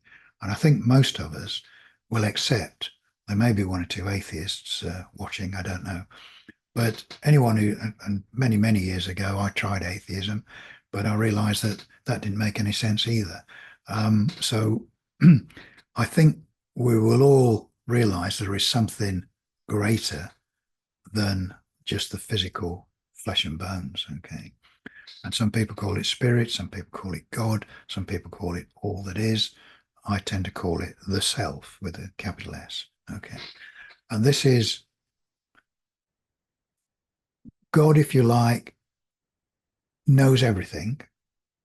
And so all the squares that we saw from our godlike position, we could see all the squares, out into infinity. We could see them all, but they're all in potential. We can be aware of them, we can know them, but we've not experienced them all. So my analogy is that God not only wants to know everything, he wants to experience everything. And to experience everything, it fragments itself, if you like, into what we think of as individuals, what we are. But we're not really. We have to forget. And that's really what one of the quotes that I read earlier. We have to forget our true essence. We have to forget our true nature.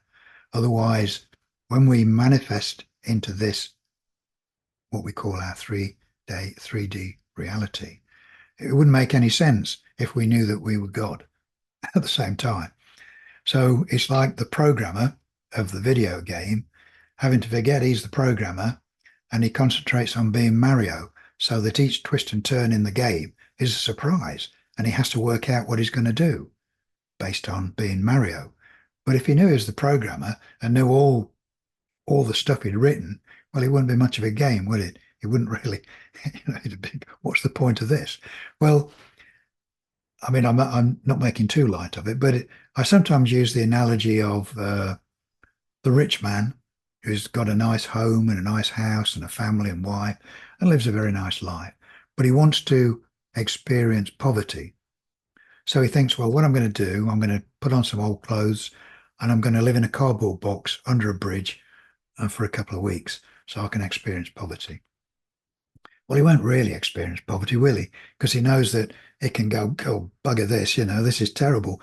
He knows he's got his nice warm house to go back to and his flash car and a lovely job and wife and family. So he's not really experiencing poverty. So he has to forget who he is, because the poor sod who really does not have a house to go back to, he's really experiencing poverty because that's all he knows. So, and that's really like, perhaps not a good example of the godlike position where he knows everything, or he, she, it knows everything, but needs to experience it. And to experience it, you cast yourself into the game, but you have to forget who you truly are.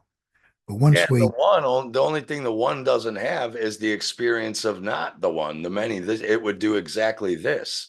It's the yeah, only thing it can't have is this. yeah.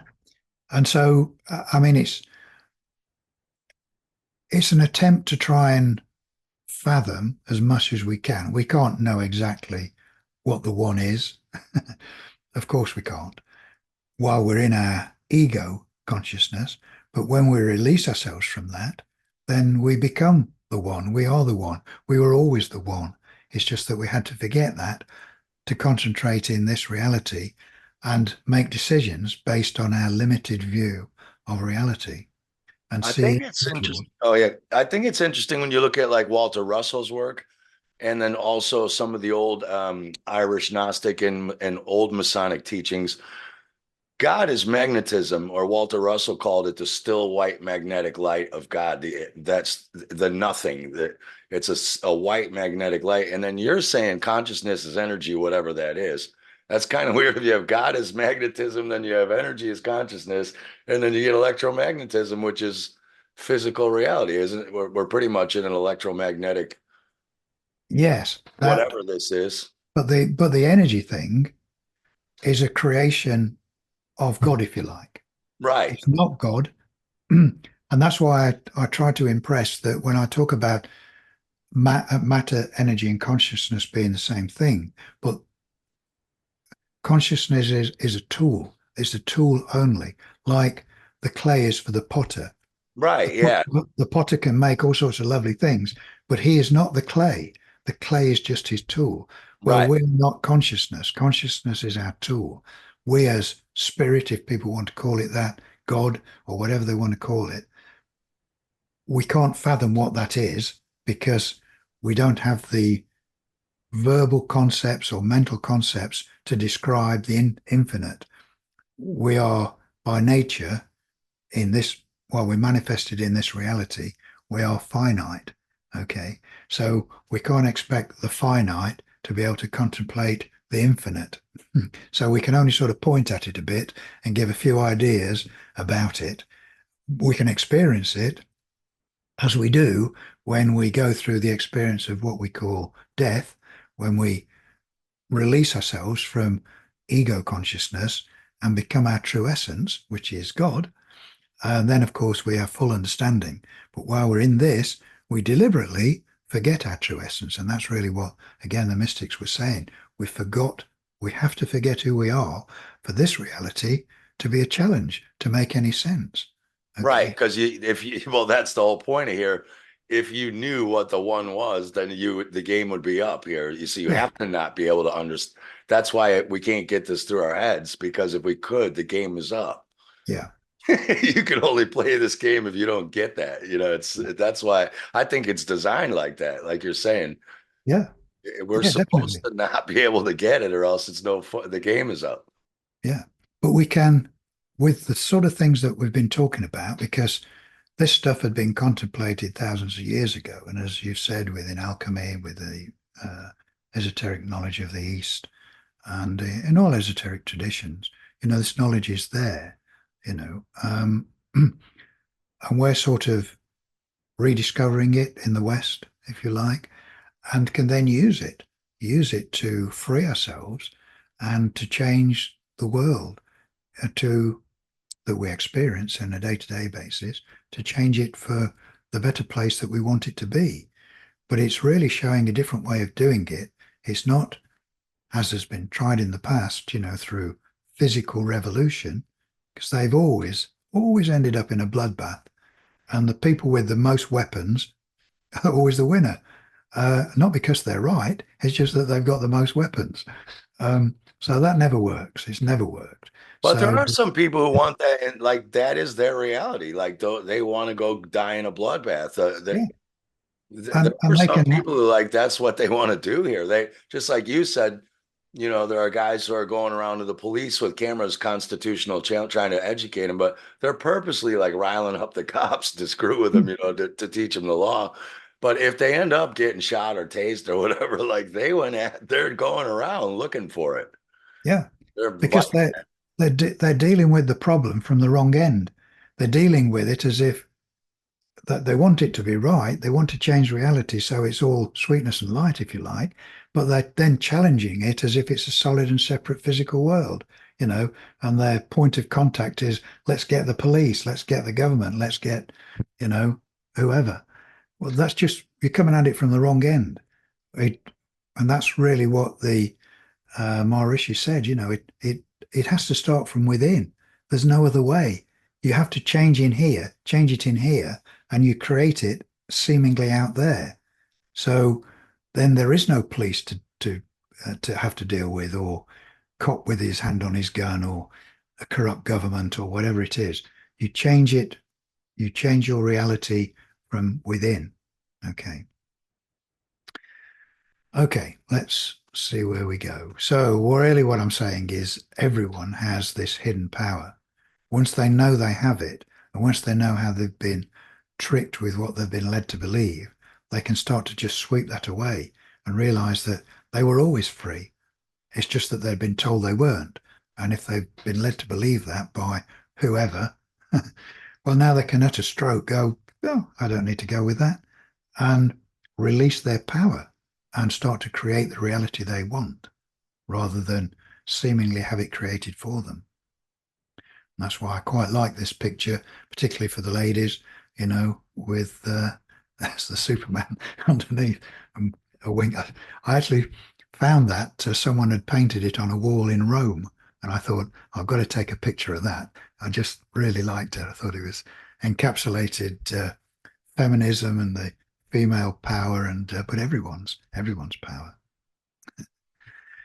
So, as I was saying, you're more powerful than you know, and they fear the day you discover it. The world we live in, once we've got our full power, which is what's been trying to be kept from us with what we're dealing with the media and all the rest of it. That's why it's always doomsday prophecies all the time. It's to stop you discovering your power and that you have the ability to change it. You just, and it's not through violence.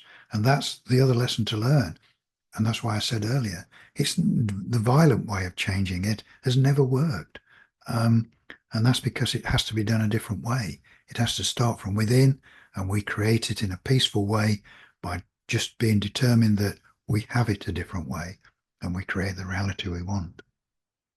So, because we've all found this, particularly with the COVID nonsense, those who don't want to change, let them sleep. Don't knock yourself out trying to change the world. You don't need to do that. And it's just not their time, as the great poet and prophet Rumi said, just let them sleep, just leave them alone. So I like to finish on a positive note. You've probably seen this one before, Steve, and I'm going to read it anyway. Because do you really think and believe that millions of evolved souls would say yes to come to Earth just to die in a totalitarian new world order? Absolutely not. We came to flip this world upside down, back to its original state and more. We came here for the new earth, for world peace, for the immortal golden age, for a new Eden. We came here for nothing less than to send a wave of light and love across the universe, signaling the birth of a new order of divine justice, peace, compassion, and love. And this is why we're here. All of us who are here at this time, this is our job. This is the meaning of life for us. This is what we're here to do. And we can and we are. Okay. Beautiful. Yeah, that's beautiful. You can also, this kind of ties in a lot with, the age of Pisces coming into the Aquarius. Pisces was rule and law, and it was, they were like, yeah, the elites have been doing this to us for thousands of years. You're like, yeah, that's because they were dealing with a consciousness of people who were into that. Now people are not having this crap, and you can see it. This awakening that's happening, and it is a peaceful. Those who are waking up, it is peaceful. They're talking non-compliance. They're not talking about bloodbaths and all that kind of stuff. We know there are parts of the world right now where there are bloodbaths happening, like Palestine, and but for the most part, yeah, I do see this happening. This is the first time where we have a chance to stop their game pretty much. Not, we don't have to stop their game. We just make a new game. We quit playing their game. Exactly. Yeah, It's exactly that. We are the creators. right. We Yeah. are the creators, and we create the reality we want. Yeah, we play And another game. We, like Buckminster Fuller said, put all yeah, your energy into making a new system that makes the old one obsolete. Don't fight it, or else you're putting your energy into, you're yeah, just energizing that system. exactly. It's like the old saying of "Don't hate war, love peace." Right. Yes. Yeah, exactly. Yeah. That is And this in a nutshell. yeah, and otherwise, if you, as you've just said, Steve, if you concentrate on the things you don't want, you're creating them. You're putting energy into them, and everything is energy. Right. So why would you want to do that? So you Yeah. take energy away from that and just put it into the things you do want, and then that will materialize instead. It really is simple, Yeah. but we've been so used to thinking there's a solid world out there that we have to go and attack and do something about, and we're defeating ourselves. Whereas we can change it in a different way, a peaceful way. It Um, is hard for Westerners to, 'cause we just don't have, we don't think like this, from the indoctrination camps, as you talked about. We just don't think this way. So this is so foreign to us, yeah, you know? and that's the brainwashing. That's Yeah. why I said right at the beginning, we were born into a cult, and Yeah. we've been brainwashed from day one. So now we can go, well, I'm not being a member of that anymore. Right. I Yeah. know what the game is, and I'm not playing. I'm playing a different game, and that's really what it's all about. I can relate to that, David. I mean, I also stopped. I used to think I had to wake everybody up and all that, and it just caused so much turmoil in my life. And I didn't wake anyone up who wasn't willing to anyway. So Yeah, it doesn't mean you don't do anything. Like I still put out films and do talks like this, but yeah, I do it for those who want to, it's that Field of Dreams movie.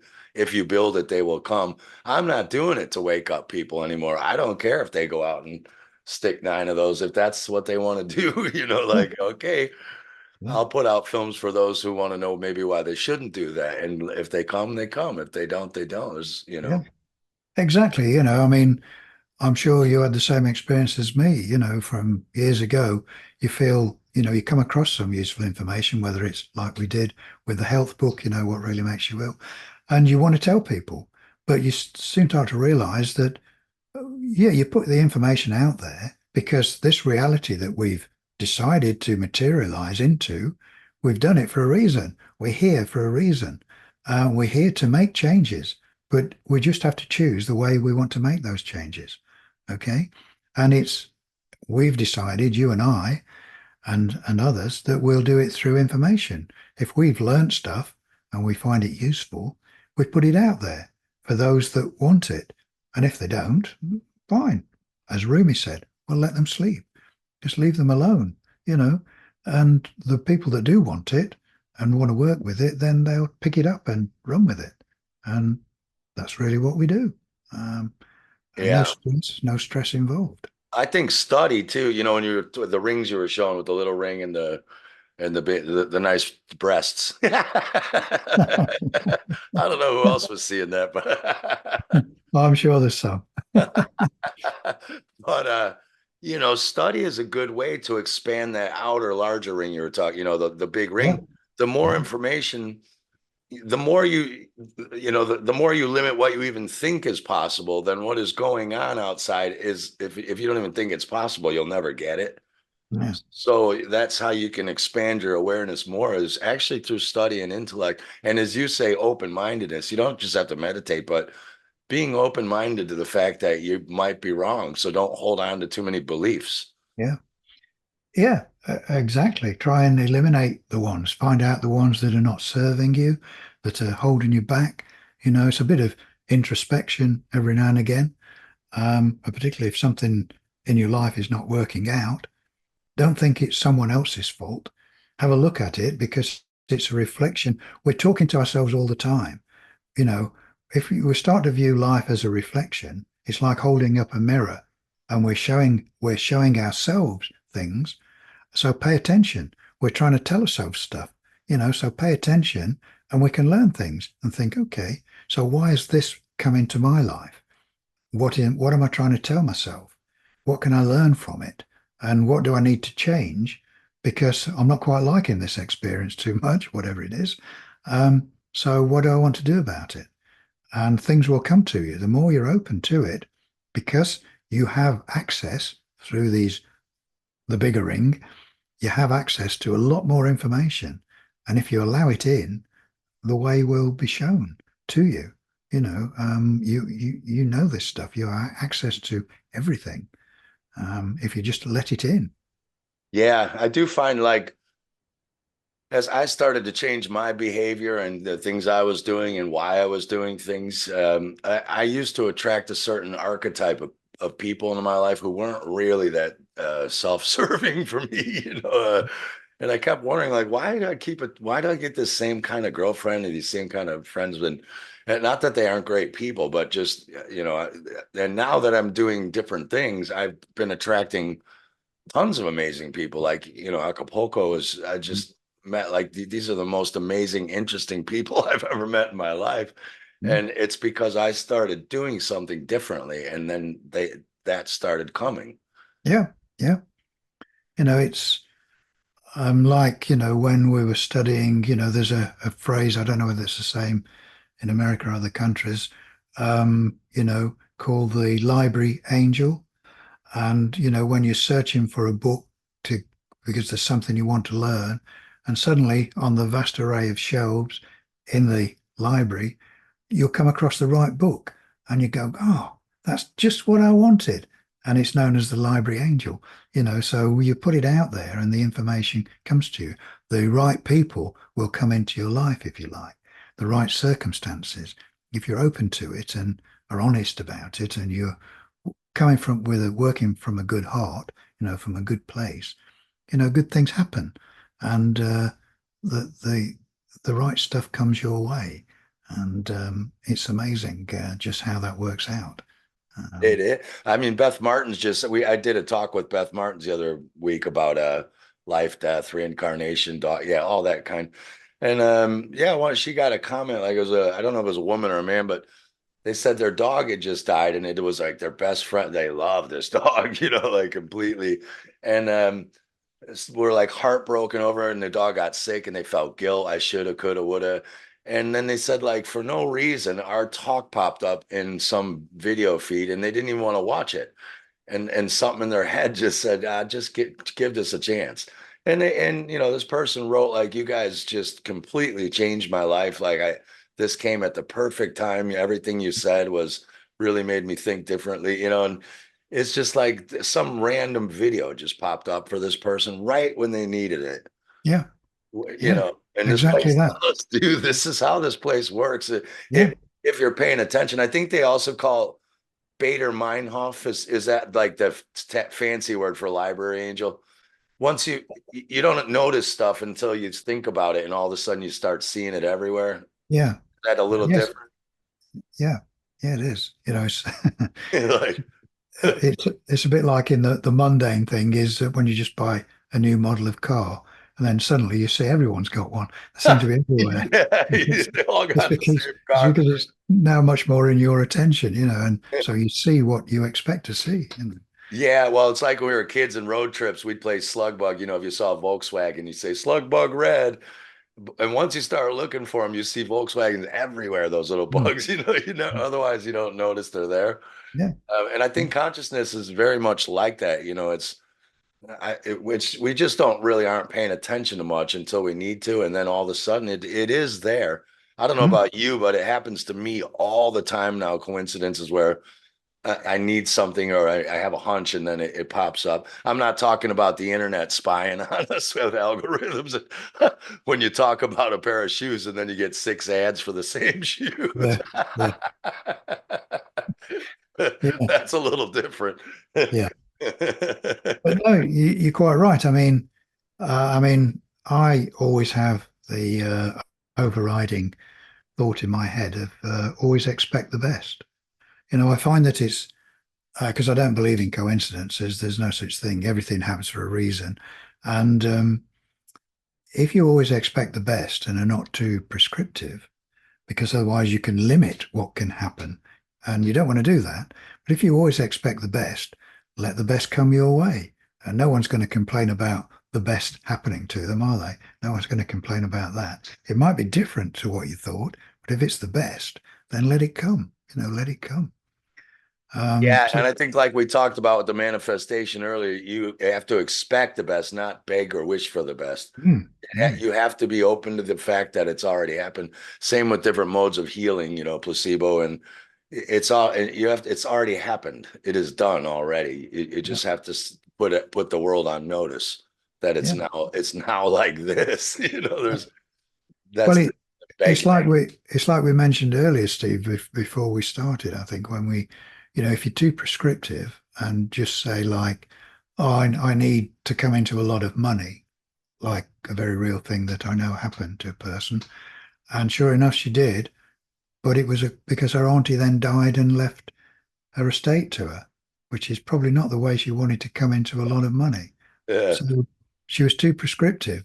Whereas if she were always expecting the best, she could have had the good things happen without her auntie having to die, probably. Just all the Mm. best. Yeah, just Yeah, expect all the all the best. best. Yeah. Yeah.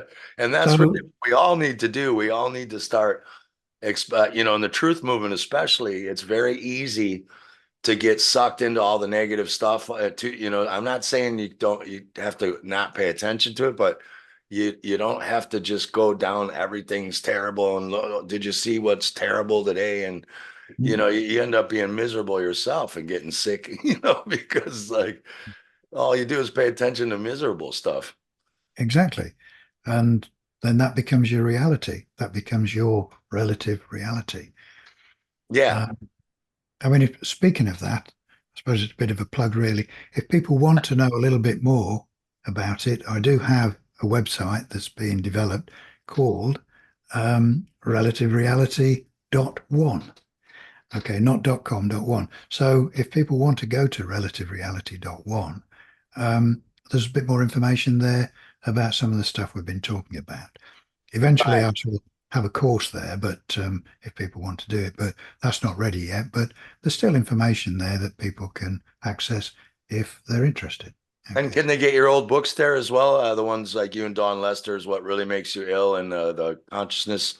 You have some other books too, older. Where do they get those? If they're, I can put the links in the description. Yeah, But because go ahead and say it. Go ahead and say it. We'll post it.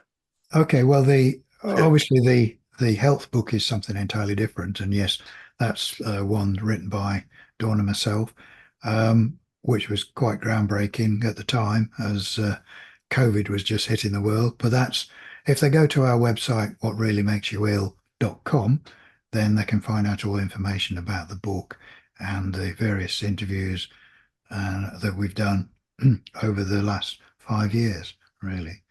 Um, so yeah, I mean, that's been part of all of our realities about the health, and that was a made a big difference to people when it stopped them having to be afraid of germs and realized that health is a simple thing and can be completely in their control. And this is Right. just another way, as we've just been talking about, creating your own reality. You have the power to do it. Well, that was really a way of you have the power to create your own health. And you don't need to be relying on lots of lotions and potions from the pharmaceutical companies and having doctors wanting to cut lumps off you and all the rest of it. No, you don't need any of that. So health is very simple once you know a few basic rules. Creating your reality is quite simple once you know a few basic rules. Doesn't cost you any money, just as natural health doesn't cost you any money. And that's the way it should be. Life isn't meant to be hard. It really isn't. Right. Great, man. Great. Oh, I got to get a shame. I keep forgetting. If you're doing shameful plugs, I'm doing one too. Yeah, But absolutely.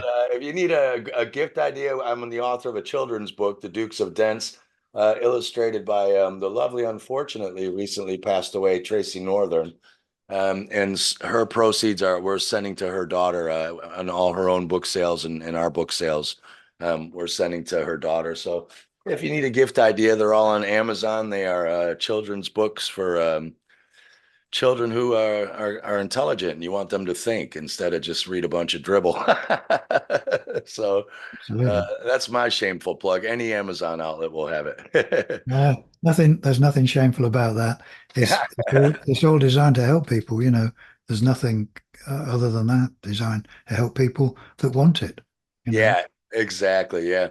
Well, David, it's been great. I think we'll leave this talk for the folks at this. Is there anything else you'd like to add to the presentation or is No, I think we've probably said enough about this because obviously the whole thing runs into what we just started to touch on about what really makes you ill, but that can be a separate talk altogether. another one? Should Yeah. we should we decide to do it, you know? But All right. yeah, let's see what people make of this one.